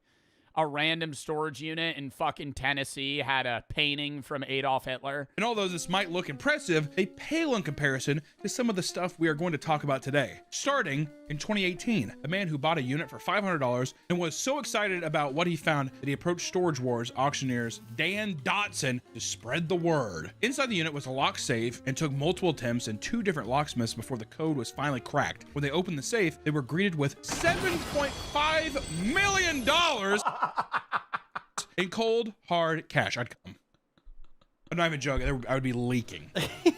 I'd be oozing the honey. The maple is going down the tree. You know what I mean? It would be a beehive in my pants, is what I'm saying. Sticky. News of the discovery made it back to the original owners of the unit. Realizing their money had just been sold for less than 1% of its worth, they contacted the buyer with a lawyer offering $600,000 for the unit and the money. No. After intense back and forth, both parties settled on a reward of $1.2 million and the owner received their money back in full. You still got $1 million out of it, but I would have been like, I'm not fucking giving you shit. That's also okay. Well, what dumbass would also not pay their storage? See, this is what I'm saying. You have $7.5 million of cash in a storage unit. You had to have robbed a bank. Like you robbed the New York City Central Bank and fucking stole $7 million in cash, because a regular bank has like 10 grand on hand at a time, maybe 50 tops. Like, what the fuck? Like, how are you not paying the $100 a month for the storage unit? You lie and say, I found $3 million in a deal. I'm not gonna tell people about the other $4.5 million. Come on. So wait, also, is this the I'm cutting the fucking cameras. I'm telling the show to fuck off. What? If I'm Dave from Storage Wars and I find $7.5 million in a safe, I'm giving the producers $3 million and I'm going, fuck off. Many believe that the cash was unmarked and was being held in a locker to avoid the law. Storage lockers are typically used for non-perishable items, and while some are climate controlled, it's never a good idea to store food inside. During a routine lock check, a manager began to smell a funky, sweet smell emanating from a nearby locker. When they opened the door, they found 4 large 55-gallon drums. They slowly opened the... I'm immediately assuming there's a dead body in there. 4 55-gallon drums.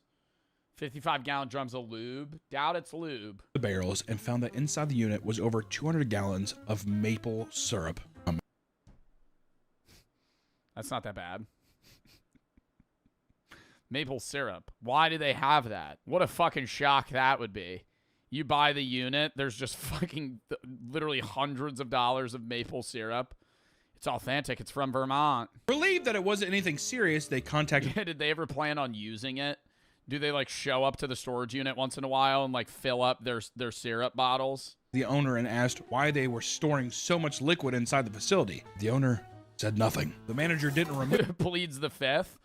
Okay, that would sketch me the fuck out. Hey man, just wondering why you have like 4 55-gallon drums of syrup.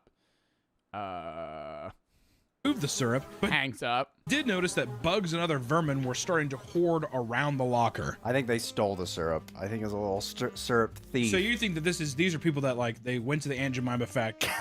Yeah.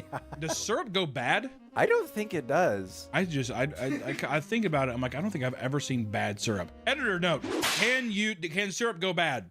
Yeah. No, syrup could go bad, and I think I've had expired syrup before at like an Airbnb. Do you guys use the condiments they have at Airbnbs? I do. But I'm always worried. I always get worried, bro. I'm going to go to an Airbnb and use their shampoo, and the person before would have put Nair in it, and then I'll just see my hair just like falling into the fucking... Dude, that's such an unrealistic fear, but I mean, that could definitely happen. Like somebody puts Nair in the fucking soap that they give you at like an Airbnb, and I'm using it, and then my hair just starts fucking falling out of my head. Some shit like that. I use the syrup, though, and I remember one tasted weird one time, and I looked at it, and it was like 2 years expired. No, but it could get moldy. Yeah, I guess that... Oh, God. Was it moldy? No, it just tasted weird. A lot of storage facilities act as graveyards for deceased people's stuff. Once the person is gone, their belongings can sit there for years until the container is auctioned off along with the stuff inside. One of the most common finds is war memorabilia left behind by veterans. Usually it's old medals, uniforms, and guns, but on rare occasions, it leads to live arsenals being discovered, aka they have like a fucking bomb. Out in Rockwell, Texas, bomb squads were called to a storage space containing what they were told were live military-grade munitions. When they that is literally a missile shell. arrived, they were greeted with boxes of hand grenades, old ammo, and even live tank rounds. That guy's just like, I want to take them. My business is not done. After safely removing all the explosives, they were taken to a nearby field and detonated. God, what a fun day. They better let me go to that, you know? There was a controlled detonation in a nearby field. I feel like they'd have to invite the guy. If I'm the one that... do you think if you own the storage unit, the police would let you come with them to the field where they'd blow it up? And detonated. God, what Have to. a fun day. How sick would that be? Well, you got to use them. Look at your buddy. You're making money. No, that's lame as hell. I'd be like, give me money.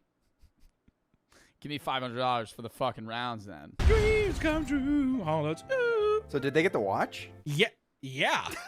The people blowing them up? Or I meant the people who bought the storage unit. Oh, they better. I'd be like, yeah, this is fucking bullshit. You better let me blow.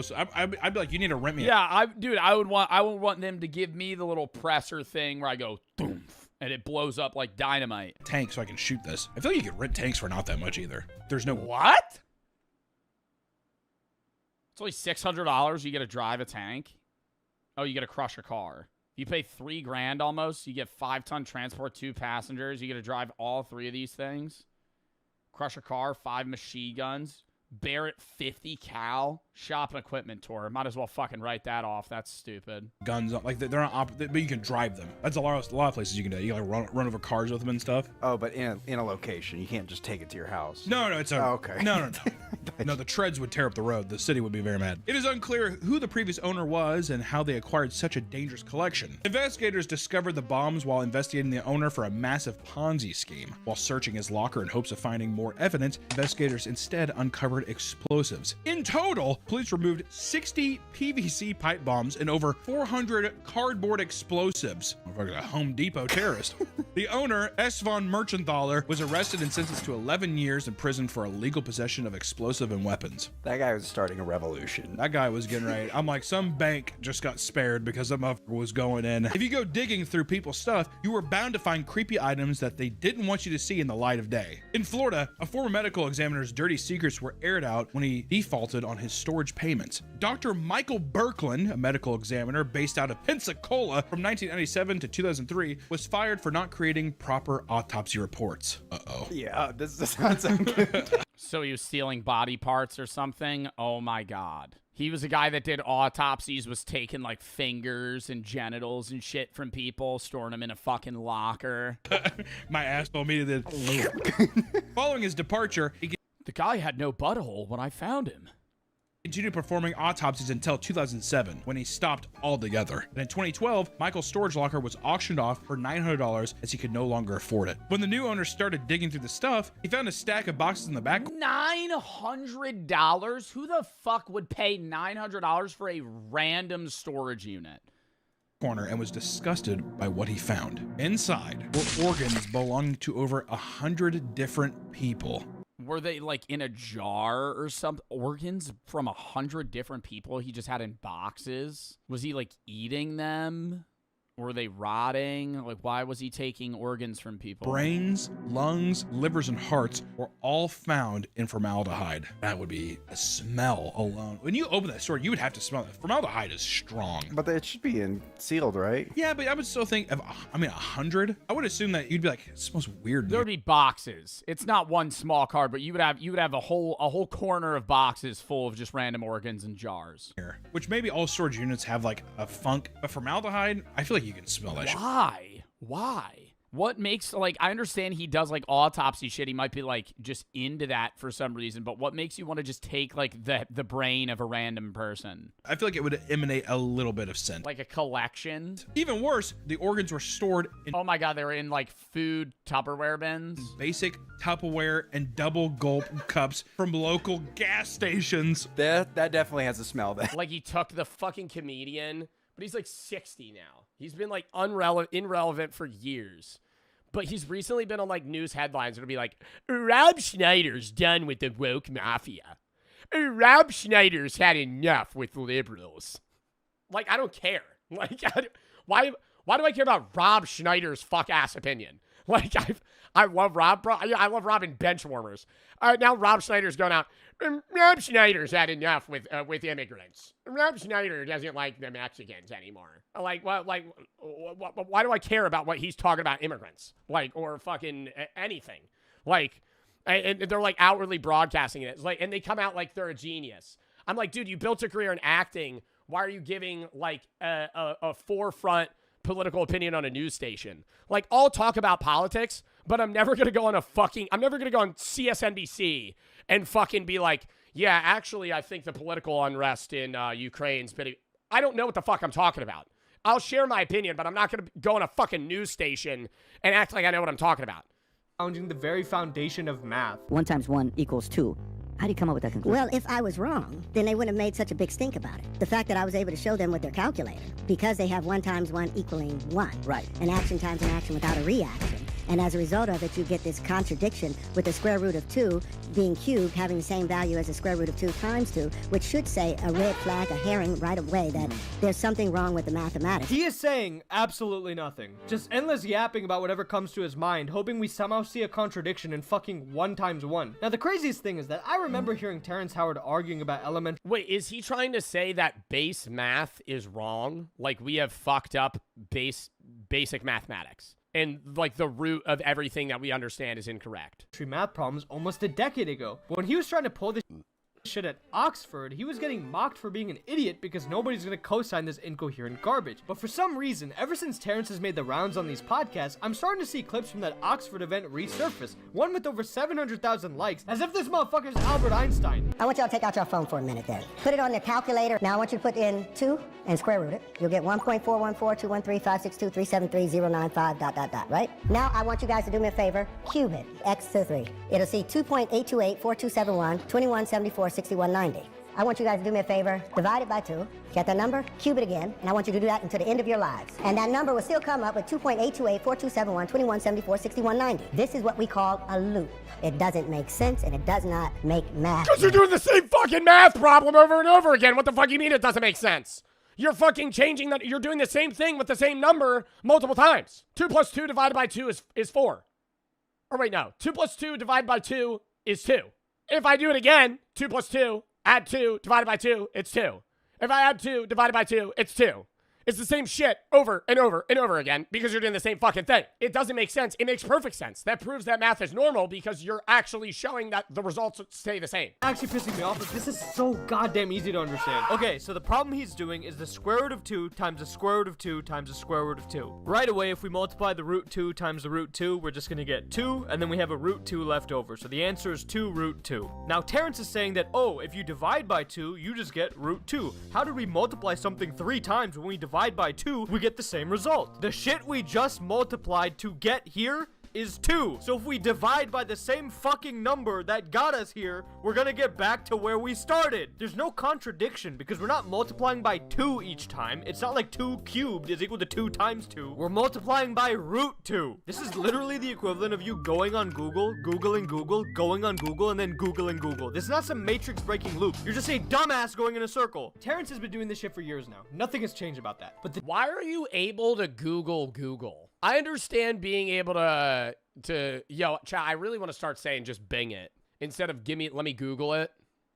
I want to start that up. Can we start that, chat? When you want to look up something, just say I'm going to Bing it. Anyways, but like I understand being able to Google, or I understand being able to Bing Google or Google Bing, right? But why am I able to Google a search engine that I'm already on? That's just like, why is that even? I feel like it should be like error. This is stupid. Why are you Googling Google? The difference today is that he's found a new community of idiots who believe in what he's saying because of him going on these influential podcasts. When this dude goes on Joe Rogan to spew the same exact debunk... Oh, let me bang that. See, that's what I just gotta start saying that. Let me bang it. What he's saying because of him going on these influential podcasts. When this dude goes on Joe Rogan to spew the same exact debunked math, Joe just eats it up with no hesitation. Pull out your calculator, and I want you to enter the square root of 2 in there. Bro, what the fuck is his point, though? That math is wrong? Or that we're, like, living in some simulation paradox that he's found the key to? Like, what is him and Joe Rogan's podcasts are, like, 3 hours long. What the fuck are they talking about a calculator problem for that long? And quantum physics equation has that square root of 2 in there. We've been living in this lie, this fostered lie. Oh my God, he has a t-shirt that says square root of 2. For so long. Because and what's the solution to that? One of the most interesting conversations I've ever had with the great and powerful Terrence Howard. It's a wild one, and I'm sure there's going to be a lot of mixed reviews. But as crazy as some of the things this man is saying are, he's clearly brilliant. And if he's right, it's going to change the world. I mean, it's true. If you want... It's going to change the world how? Like, even if he was right, what's next? Like, he's just like, dude, shit's crazy. Square root of 2. How is it square root of 2 still? To see brilliance, just take a look in the comment section. You'll find just the pinnacle of human intelligence. The fact that he had the fortitude to challenge math at the highest level, even if he's wrong, still gives him credibility. I just like people that berate him for having the guts to speak up and articulate his viewpoint. I don't understand this logic at all. First of all, he's not challenging math at the highest level. This is like first grade fucking math that he doesn't understand. And second, it's like algebra 1, algebra 2. Just because you challenge something that is already concluded doesn't mean you're doing so with any expertise. You can just be a fucking idiot. You would think that people would see through it, but unfortunately, being a confident, uninformed dumbass actually has a persuasive psychological effect on less knowledgeable people known as the Dunning-Kruger effect. It's basically where people who are less knowledgeable about something tend to overestimate how much they actually know, and that lack of knowledge then drives their confidence about that. Well, it's the Dunning-Kruger effect, but that's also why, like, early philosophers would say, I know that I know nothing. Like, being smart is the recognition that you are stupid, because stupid people think they're smart, but smart people know they're stupid. And that same confidence is capable of convincing those who are just as, if not more, ignorant as them. Modern podcasts are the embodiment of this. MMA vaccine is absolutely connected to a host of serious, debilitating fucking problems that kids have gotten Let me from ask you a them. question, Mr. Joe Rogan, Mr. Scientist. Are you saying that we shouldn't Don't do that. Don't call me Mr. Scientist. I'll start mocking you, and it's so much easier to mock you. 5 minutes later. This is a long conversation that we're not going to have on this podcast because I'm going to get angry because I've researched this for years. But you're not a scientist. I don't have to be a scientist to know that. Yes, you do. No, Brian, shut the fuck up. It's dudes sitting behind a microphone talking with confidence for hours about shit they know nothing about behind big budget sets. To the average person, something about the presentation will likely captivate them even if there's no substance behind what's being said. Yeah, because, dude, it would be a hell of a lot different if they were sitting in, like, a bum-ass living room on, like, a broken couch, spewing opinions about how, like, Tylenol gives you autism and being circumcised makes you autistic. Like, if they were saying that in a shitty area, they'd be like, this guy's kind of stupid. But the second you have, like, a nice set, nice lighting, they're like, this guy has some credibility. It's a voluntary fucking lobotomy disguised as education. Robert F. Kennedy did say that. That Joe Rogan clip is a rare example of someone... It does? Oh, being circumcised gives you autism? Actually pushing back against the garbage being spewed on podcasts. In this case, the biggest or increases your chance podcast in the world. But most of the time, people who go on these shows are able to lie endlessly with no pushback whatsoever. You know, if you take a banana and you mix it with a blueberry in a smoothie, it voids the nutrients of that blueberry. way. Yeah. Oh, I didn't know that. Theoretically, you know, if the Earth were round and you were to fly literally straight across, pointing the nose down to stay with the curvature, then you would just fly into outer space and land somewhere else. What's the problem with microwaves? Microwaves, it basically bastardizes all the nutrients in the food, so you're just eating matter. So if you want to fill your stomach, you might as well just drink water. Wow, so it cooks out all the vitamins and minerals. Like, what is this fuck-ass opinion, bro? What? The microwaves are just heating up your food. What do you mean it's cooking out the nutrients? So if you want to fill your stomach, you might as well just drink water. Wow, so it cooks out all the vitamins and minerals. I believe so. Wow. Top 3 educational podcasts, by the way. I was able to find so many of these insanely brain-dead takes from just this one podcast alone. The show has absolutely zero criteria for who gets on, and the host seems about as dim as the guest. And look, I'm not someone who believes that there aren't good or entertaining elements to any of these podcasts, or that they have to be 100% factual, or that the host has to be a hall monitor to every guest. But you have to understand that some of the people that go on these largely influential podcasts are either grifters or straight up insane and using these platforms to promote their nonsense because they know they'll be able to do so unchallenged. And you might— Bro, like, why did Netanyahu go on the Full Send podcast? That makes, like, that just seems like a fucking weird last-ditch effort to get, like, the American youth on his side. Like, why is Netanyahu's going on the Full Send podcast with the fucking, the Nelk boys? What? be like, Habibi, the content creator's not responsible for their audience. They can think for themselves. Yeah, I agree with that. But I also think you should get shit on if you're just a useful idiot for someone else's agenda. Obviously, people who watch content have personal agency, but the point I'm trying to make is that we tend to underrate that the audience puts a lot of trust in the creators they watch. And it's very easy to manipulate that trust because content creators feel way more personal. You may not listen to a crackpot grifter selling you some bullshit, but if your favorite content creator is falling for it, there's a higher chance that you'll find it appealing as well. Think about it like this. When a company gets celebrities to do endorsements, they're doing it because they know that celebrity will give them legitimacy with their audience compared to just direct advertising. And if those companies later get exposed as frauds, the people that promoted it tend to suffer the blowback and wind up doing damage control. And in that same way, I feel like these podcasters don't have the— Yeah, dude, there are some contract. It's not every social media contract, but there's a few like ad agencies that want you to sign. It's very rare, not common. I don't know if I just said it was common, but it's like there's a few ads that I've done where there's like some points in the contract where they're like, hey, if somebody ever tries to sue the brand, like, we can rope you into it. And I'm like, no, what? Like, if somebody ever tries to fucking sue your company that has nothing to do with me or my audience whatsoever, you're going to try and get me in on that? What the fuck?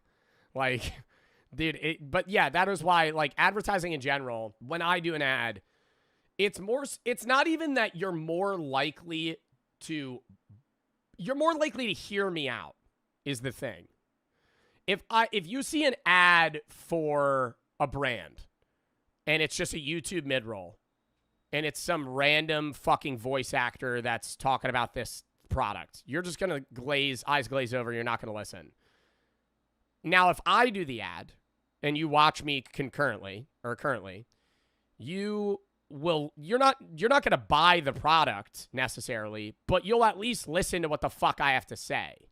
And that's it. I'm just a podcaster excuse for when the people they bring on are essentially doing an ad for some pseudo-intellectual nonsense that they legitimize by being so easily swayed and uncritical. I've seen so much medical conspiracy bullshit legitimized on these podcasts, and the most prominent guy in the space now runs the health department of my fucking country. This dude has spread fatal lies about treatments for previously eradicated diseases. Diseases now making a big comeback in 2025. Obviously, podcasts are not the sole blame for this, but they play a big part of a larger misinformation problem, and it's frustrating because a media that I once had so much love and respect for is dominated by those keen on manufacturing and selling stupidity. Because podcasts are insanely consumable by design, this bullshit travels so damn fast. For every 1 hour of your podcast, you can easily farm a bunch of clips, and then farm a bunch of TikToks from those clips, and that doesn't even take into account the people that steal those clips and post it on their page. It's a factory of— Well, it's less of an issue with, like, podcasts that just do entertainment stuff. Like, the Rizzler episode on Theo Von was just, it's slop content, bro. You're talking to an 8-year-old.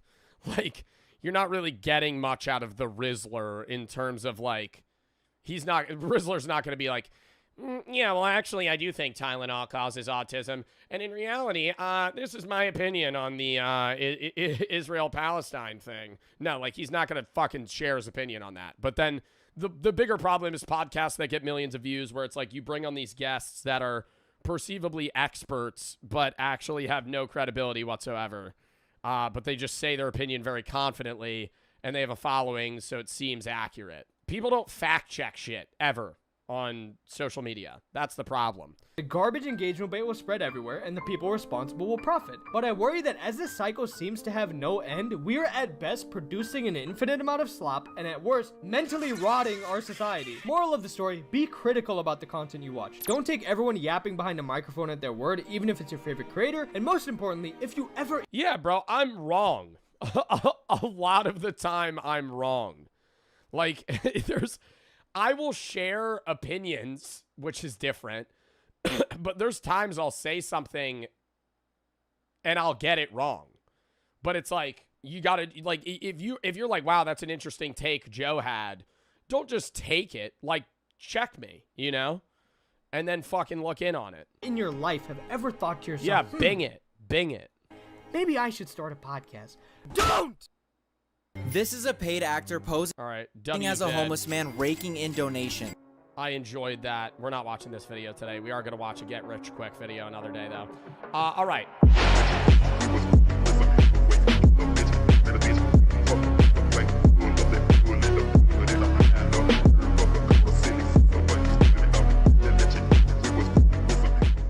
Teletubbies, the sun woke up. Theory by Alex Bale. We've watched some of his other ones about SpongeBob. But this one is an in-depth conspiracy theory about the Teletubbies, the childhood show that many of us grew up watching. Can I say the Teletubbies I had a love-hate relationship with when I was a kid? Because there's certain aspects where it's like the baby as the sun is just like clearly a kid's show.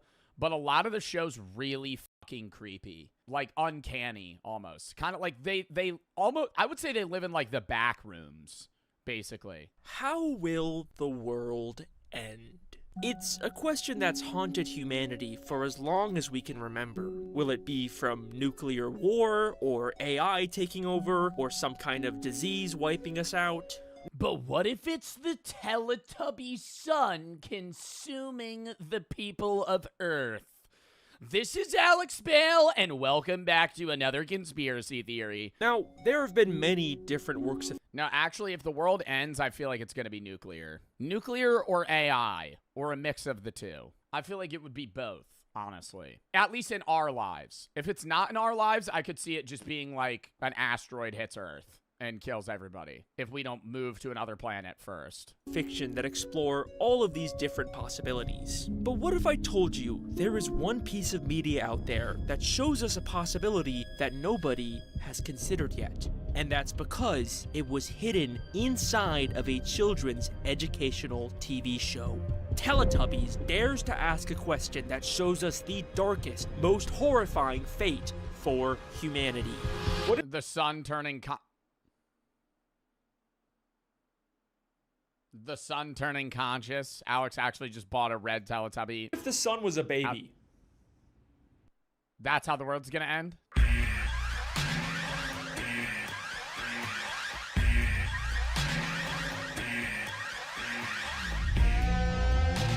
Fan theory by Alex Bale.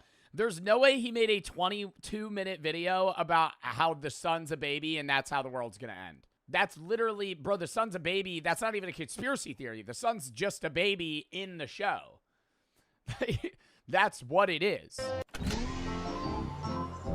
Oh, see, why does he make it creepy? Jingly keys. It's possible I went a little too far with this video. Teletubbies is essentially just jingly keys to distract babies. It's not like Blue's Clues or Magic School Bus where there is some semblance of a... Yeah, they don't speak, right? The Teletubbies are like non-verbal alien creatures that just go like, and they make like weird noises. And they have like TV screens on their stomachs. Plot or conflict. Teletubbies is just kind of nothing. There is no substance to this show, which is understandable because it was made for literally one-year-old babies. Okay, that's a bit of a diss because I remember watching the show. So I remember watching Teletubbies, so I was definitely not one when I was watching this. I was maybe 5 or 6, but you know, okay, some of us mentally age at different rates, you know. Don't be rude. I will now. Wait, is this actually a Teletubby scene? That's all the character does. I don't remember anything about the show outside of them being really weird and living in like some fantasy backrooms. I will now try and describe the plot of this show. Teletubbies are these weird-looking alien baby things. I feel like it's like Tom and Jerry. Like they just get up to mischief and do weird things. That live in a bunker in Teletubby land, and they just kind of... Bunker! What else could a bunker be? Nuclear bomb bunker. Fallout, the Fallout game. Teletubbies, inspiration from that. They live in Guantanamo Bay. Walk around doing nothing until a creepy speaker slowly comes out of the ground and tells them what to do. speaker out of the ground, actually a spyglass from a nuclear submarine. This is actually a floating planet that goes through the ocean at different rates. That's why the climate changes depending on where they are and why the sun rises so often, because they're going through different time zones, so they're seeing actually multiple sunrises in one day. Time for Tubby bye-bye. Time for Tubby bye-bye. And there is also this giant sun baby thing that is constantly watching and laughing at them. And there is also a windmill that sends videos to their stomachs of just some random kids also kind of doing nothing for like 5 minutes. Playing on the beach. Yo, low-key, Teletubbies is just interdimensional cable. The show makes no sense. But it's just like, it's brain rot. It's literally just brain rot. And it is so boring and by far the worst part of this show. And then when they're finally done with it, they literally just watch the exact same video again. Talk about filler. Holy fuck. Right now, what one sentence essay to fucking one paragraph where they watch the same clip twice? Because all this show is trying to do is just waste time distracting babies with jingly keys for as long as humanly possible. And I have watched so much Teletubbies for this video, and I hate it. Also, there's a vacuum cleaner named Nunu that looks like he's constantly in pain. Constantly in pain, bro. He looks like he's on fucking bath salts. Nunu is my favorite character because I can relate to him. And look, I get it. This is a baby show, I am not the target audience, and hopefully neither are the people watching this video. There is clearly no actual lore or world building here for me to discuss. Or is there?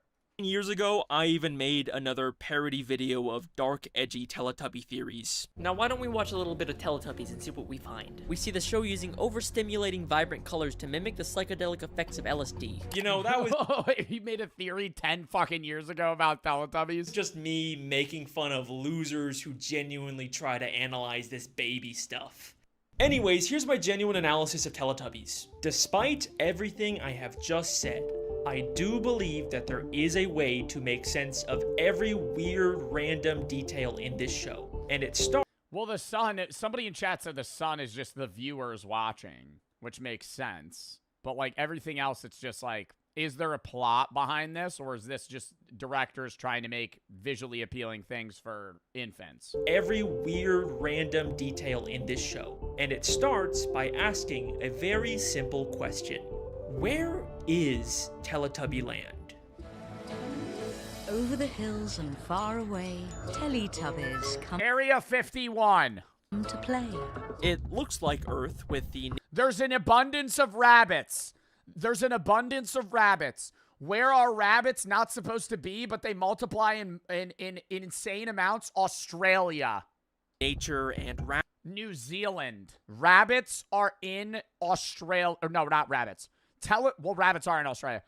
Teletubbies are in Australia. Rabbits, but we never actually see any humans. For all we know, this could be some distant alien planet or magical alternate dimension. But we know Teletubbies do have some kind of connection to humanity. Because they have the same sun!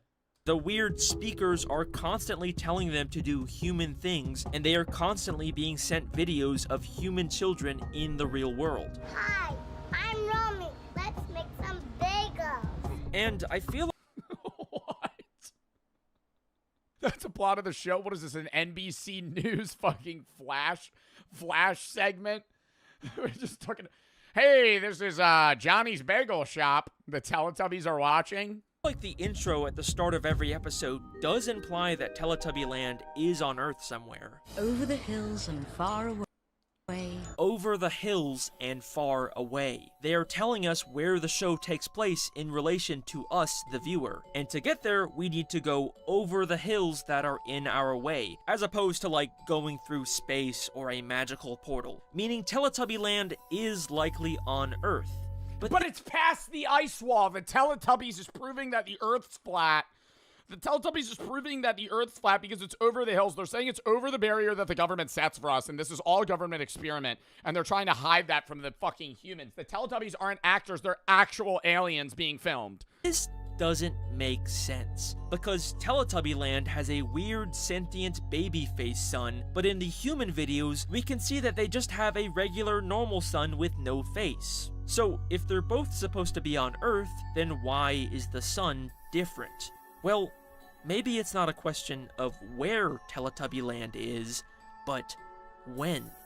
What if Teletubbies takes place on Earth in the future sometime after the normal sun somehow grew a baby face? And if that— Chills. Goosebumps going over my fucking arms right now. This is insane. that sounds far-fetched, then take a closer look at these human videos. Now, in most kids' educational shows, To remind them what humanity is because humans are extinct. these types of segments are like Blue's Clues, where Steve gets sent mail from children who are fans of the show and say, "Hi Steve, I love Blue's Clues." Look, it's a letter from our friends. Hi, Steve. Let's go see my classroom. But in all 485 episodes of both the original and— Do you think the kids that were like previewed on Blue's Clues kind of like have that as a fun fact, a part of their life? I feel like that becomes a part of your personality. Like you mentioned that. You mentioned that early in. You don't hide like if you were a kid on Blue's Clues, yeah, that's an icebreaker. You're at a bar. You know, I was actually on Blue's Clues when I was a kid. I feel like everybody would be like, "Really? Tell me more." 2015 revival of Teletubbies, not once do the children ever acknowledge the fact that these videos are being sent to Teletubbies. Hello, my name's Daniel. Hello, I'm Stephanie. They never even say the word Teletubby, which feels like a very weird, deliberate choice. For all intents and purposes, these are just random videos of humanity that could have been made long before Teletubbies ever even existed. And this all gets a lot more interesting when we take a look at the most recent Netflix Teletubbies reboot from 2022. Over the hills and... There was a reboot. Netflix bought out Teletubbies to keep making the show. Far away, Teletubbies come to play.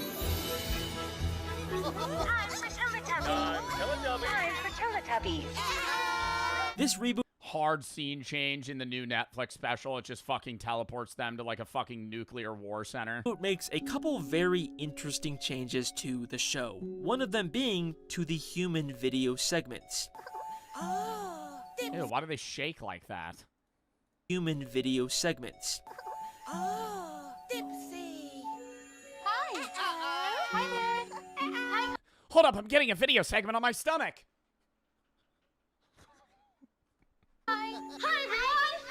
What the fuck? Instead of just a couple random kids out in the world, these videos now take place inside of a single reoccurring location with a woman named Julia. A clone bunker!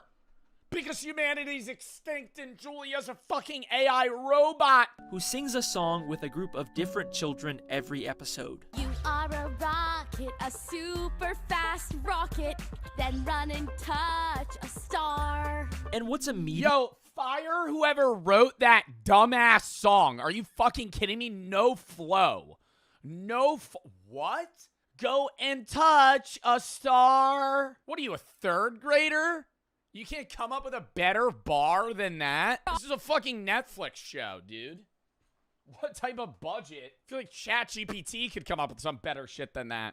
Then run and touch a star. And go run and touch a star. And what's immediately different about these videos is that for the first time ever in the 27 years of this show airing, there actually is a direct acknowledgement of Teletubbies from a human being. Julia's shirt clearly shows the 4 Teletubby heads, meaning these videos in particular are not from the past. They are being made explicitly for Teletubbies to watch, and the humans in these videos exist at the same time as the show, which obviously begs the question, what does the sun look like for these humans? Well, here's the strange thing about— They never go outside. Dun, dun. because the radiation turned the humans into Teletubbies, and they're not aliens. They're just deformed humans over years and years of nuclear warfare that ended the fucking human civilization, but other people started morphing and evolving into other non-human creatures, and now they're trying to remind themselves what their past was like. And so the real humans actually live underground because they weren't affected by the radiation. And then the sun, I still can't explain the sun. The baby has the conscious sun. Videos. We never get to see the sun. In fact, the kids in these videos never actually go outside, which is very strange when you compare that to the years worth of previous human videos that are almost always outside. There does seem to be windows, but unlike the windows we see in previous videos or even in Teletubby Land, these are weirdly opaque, never actually showing us the outside world. The best we get is this obviously fake depiction of the sky on the ceiling. For some reason, these videos feel completely cut off from the outside world. Where are these people? Hang on a second.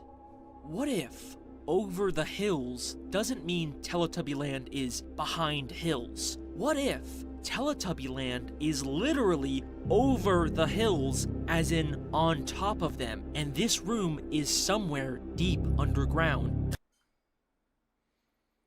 Am I a genius? I mean, you know, I'm really putting 2 and 2 together here, Alex. I think me and you are on the same wavelength.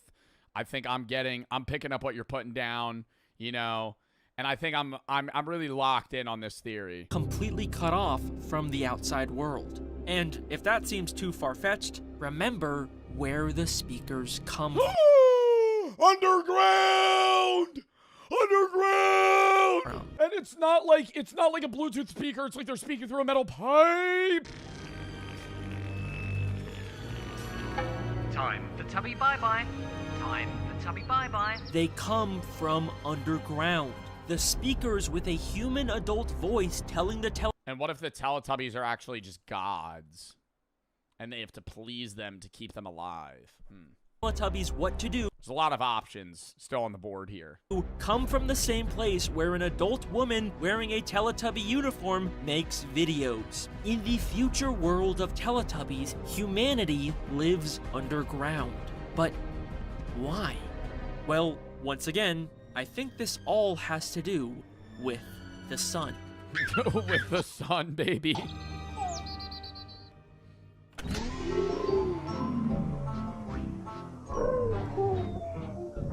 Stop. Why are they making it creepy? Imagine a world where everything is normal. You go to work, walk your dog, watch YouTube videos, but then, one day, suddenly, without any warning or explanation, the sun wakes up. You realize that the giant ball of gas in the sky that gave humanity life was actually a cosmic sentient being all along. But it's not some unknowable Lovecraftian Cthulhu entity. It's just a baby. Okay, that's just... It's like worst case scenario. A literal infant is controlling sun flares. That's a worst case scenario. The sun becomes conscious and it's not like an all-knowing, like, god. It's just an infant. Disturbing, but so what? Well, our sun is already extremely volatile, constantly exploding and erupting with unstable solar flares that can release dangerous radiation to— Oh my god, so they have to move underground and the Teletubbies have to please the sun so the sun doesn't fucking shoot out sun flares and kill humanity? Towards Earth. Scientists even believe that we could be hit with a solar superstorm one day that could be devastating to human infrastructure. Now, imagine if all of that power was given to an unpredictable, moody baby. A baby that we know is very interested in watching and reacting to the denizens of Earth.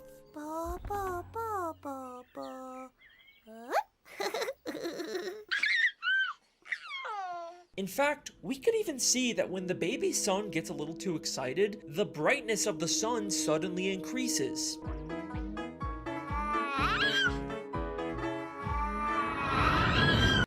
In the Teletubby show, sun flare shoots out, just singes one of the fucking Teletubbies. Finally breaks character. The guy pulls off the mask. Just fucking running around. So, when this baby first wakes up and opens its eyes and looks down at the people of Earth, what would it see?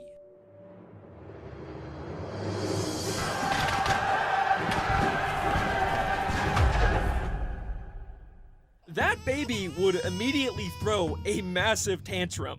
So if humanity went underground after this baby showed up, then I think it's because this baby had some kind of catastrophic effect on the Earth, making the surface completely uninhabitable for humans. And if you don't believe me yet, remember those drawings of a smiling sun we kept seeing in the new videos? Well, there actually is just a single episode of the reboot that shows a drawing of a sun without a face. But what's interesting is that it also shows people and a car and maybe even a police officer below the sun. Unlike the drawings with the smiling sun that only ever show grass and flowers and no signs of humanity. Wow. Just like Teletubby Land. These drawings are telling us that when the smiling baby sun came out, humanity disappeared. Yes, I believe that Teletubbies is set in a post-apocalyptic world where humanity was forced underground because... But then are the Teletubbies human? And they're just wearing those things to please, like, the sun god? The baby sun woke up.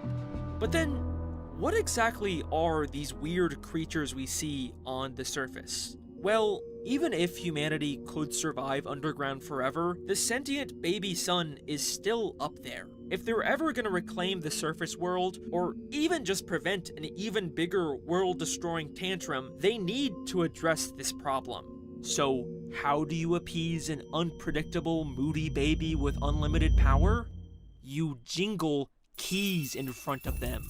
The humans created Teletubbies, 4 creatures that could withstand the dangers of the sun and... Oh, so they're not human. Like, they're able to just be out. Oh, so is it, like, really fucking hot out there? But there's plants growing. Sent them to the uninhabitable surface to keep the baby sun entertained and calm for as long as possible. Teletubbies literally is jingly keys for a baby. Every episode starts and ends with this baby. They are constantly cutting back to the sun's reaction every time the Teletubbies... Oh, and when it's nighttime, they're fine. Like, that's why they say, oh, the Teletubbies can come in now. And because they're probably able to live outside at night. Do something.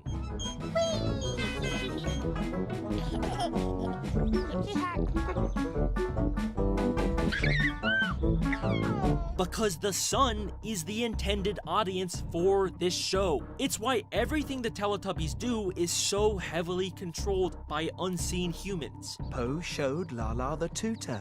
Show Lala. Show Lala. This dumb baby show is actually a very high-stakes operation to protect what little remains of humanity. And if you still don't believe me, then let me ask you this.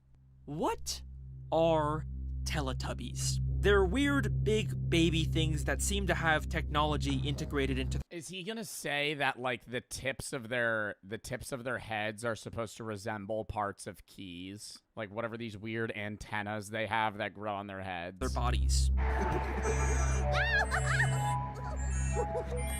But let's ask the creators of this show, what was the initial idea behind Teletubbies? We decided we'd go to the Smithsonian and we saw the actual spacesuits of men who not that long ago walked on the moon. You know, isn't it amazing? There's all this technology and you look at them and they just look like babies with nappies on toddling about. And they were basically NASA spacemen. They were very easily surprised by things and fell over all the time, and when they were worried about things, they hugged each other. They were based on astronauts, aka people sent by humanity in technological suits designed to withstand inhospitable environments. Once you compare moon landing footage... Yeah, because when they jump around like grown-ass men that spent like their whole lives planning to go to the moon, when they get on the moon, they just run around like a baby. Because they're just, like, astonished by the low gravity and how weird the fucking planet is. Or not the planet, the moon. To Teletubbies, you can never unsee it. Well, but then they wouldn't be aliens created. But by that logic, they wouldn't be aliens that are made to appease the sun gods. The sun god, the fucking baby god. It would be, effectively, the Teletubbies would just be suits. Like this.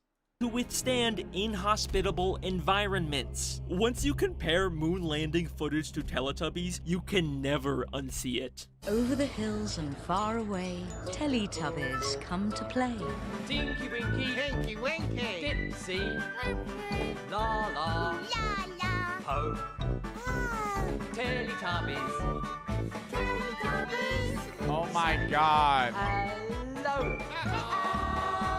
And this is only the tip of the iceberg. Once you start viewing the show through this lens, everything that once seemed like weird, pointless nonsense suddenly takes on a whole new meaning.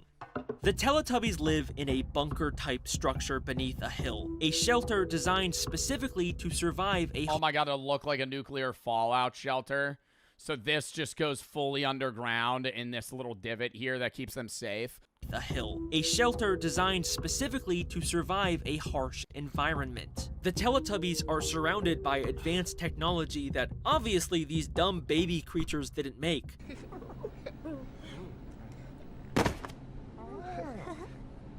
The technology was made by humans to take care of and control their creations. Yeah, but I just don't understand why they wouldn't... I don't understand why they wouldn't just put humans in suits. Like this... obviously, this theory is just fucking outlandish to begin with. It's just a fan theory about how the Teletubbies just exist.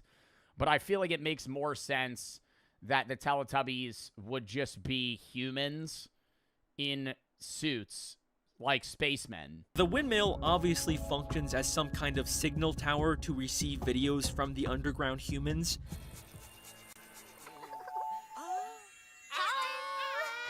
But it also works as a form of renewable energy in this world without any functioning human infrastructure. Teletubby Land itself is covered in plants, the only form of life that would be able to adapt and thrive in harsh sunlight. The Teletubbies— You think plants would be able to adapt that heavily? I mean, maybe that's why everything looks weird as fuck, and everything's so far apart. There's no, like, dense forests. It's all just, like, random individual plants. Shelter has been completely covered in grass, and we see flowers suddenly popping up all the time. It was a Oh, like, full rapid growing plants because they're just, like, evolving to adapt to, like, high levels of UV. really big flower.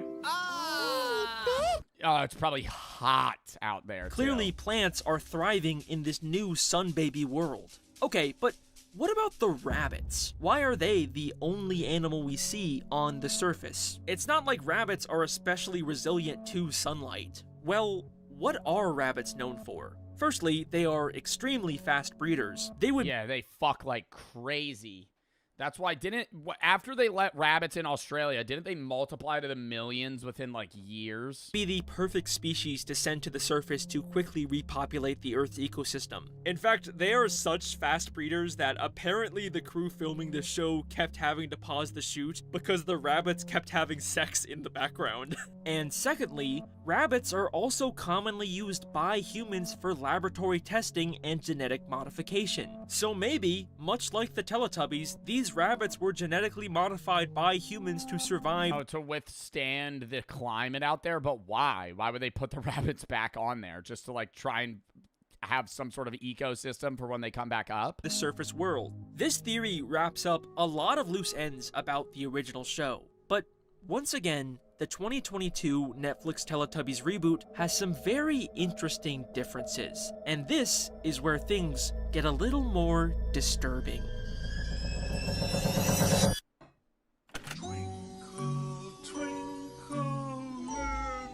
The others. So the new Teletubbies reboot has 3 very interesting changes. First, as I've already explained, the human videos are now with Julia in a post-Teletubby world. They no longer just show old random videos of humanity. Suddenly, everything is now custom-made for the Teletubbies. Second, there are now Tiddlytubbies in the bunker. What? Oh, these look weirdly animated, though. This just looks like Cocomelon. Where are their reproductive organs? I feel like it's in their TV. Like they remove a panel and like a plumbus pops out. These horrifying CGI. The Teletubbies had to have fucking, got it on to create mini Teletubbies. Monstrosity. you know, you don't know. They're aliens. Maybe they just go, "Mwah," and then one pops out. Or they asexually reproduce, like budding, like they're like potatoes. New baby Teletubbies that just exist now with no explanation. And finally, the strangest change of all. Every episode, the baby son has a completely new face.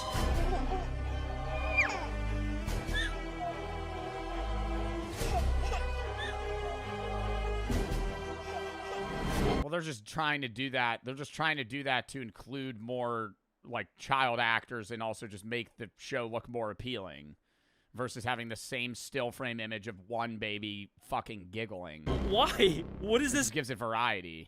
Mean? All of these changes are so sudden. Also, they didn't do any filter. Now it's not even the sun. It's just like a child's head flying through the sky. And random, and none of the diversity as well? Well, yeah, but I'm saying they gotta do like a sun filter. Doesn't really fit into my theory. You guys don't understand. I have watched hours and hours of this extremely boring baby show to try and make sense of this, and I almost gave up. But then, I finally found a single episode of Teletubbies that changed my entire view of this universe. Episode 56 of the Twinkle Twinkle on Halloween 2015 revival called Twinkle Twinkle. In this single episode, for the first and only time in the over 500 episodes of Teletubby canon, it becomes There's night. 500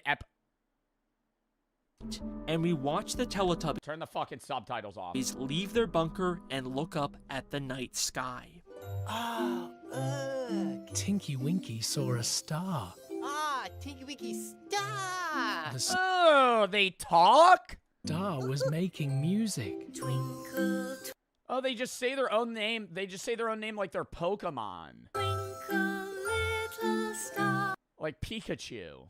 How I wonder what you are. Tinky Winky discovers a star that is singing to him. And for me, this implies 3 things. All stars are conscious. First, there are other sentient stars out there. It's not just our sun. For all we know, all stars in this universe could actually be sentient. And second, the star has an adult voice. So this is likely what our baby sun will one day grow into. And finally, the most unsettling implication here is that other stars have begun to notice the Teletubbies. And suddenly, the 2022 reboot makes a lot more sense. What, like all the stars are watching Earth? Humanity's plan to use Teletubbies to entertain the cosmic horror baby sun worked. But it worked a little too well, because now they've started attracting other baby suns. This is fucking stupid. This is fucking stupid. There's one sun. This would tear the fucking Earth apart with the gravity of what stars actually physically migrating over. This is a whole new problem for humanity, and 4 Teletubbies is not enough to appease all of these sun babies, which is why they've suddenly begun to create more. Oh, they're in training. Suddenly, just watching old videos of humanity isn't enough. The humans below the Earth have to custom make higher quality videos with more children to keep the babies entertained. Humans are so desperate to meet the demands of all of these new sun babies that they are willing to— Bro, just get a big flat screen, point it towards the sky, and play Skibbity Toilet on repeat. Fucking hell. There's your solution, humanity. What are we're creating fucking CGI, demon Teletubbies to fucking entertain the star, bro? Come on. Do anything to appease them. Just wait till you hear me say the words blast off, then run and touch a star. Wait a second. Why would they be teaching children to touch the stars? Then run and touch a star. They're gonna try and take over the fucking stars themselves. Wouldn't that be like the last thing they'd want to tell children to do? The whole reason they're down here is because of how dangerous stars are, right? Unless they're preparing these children to go to the surface? Wait, are these kids the Teletubbies? Is this where Teletubbies come from? They've been human children the whole time? No! So yeah, that is my theory. Teletubbies is actually a post-apocalypse where humans live underground and are turning children into Teletubbies and sending them to the surface to entertain giant sun baby gods. Oh, like they're genetically like modifying them post birth. Like they're not just putting them in a costume, they're like actually like changing their DNA so they turn into Teletubbies. Is that good? Wow, well that was interesting. That was a very weird video. Due to copyright, I had to remove a section to show the smiling drawings in the new Netflix reboot Humans. It basically helps support the idea that humans live in a world with a sentient smiling sun. All right. Well, that was a fun React segment, chat. Now it's time to hop into the fucking Halloween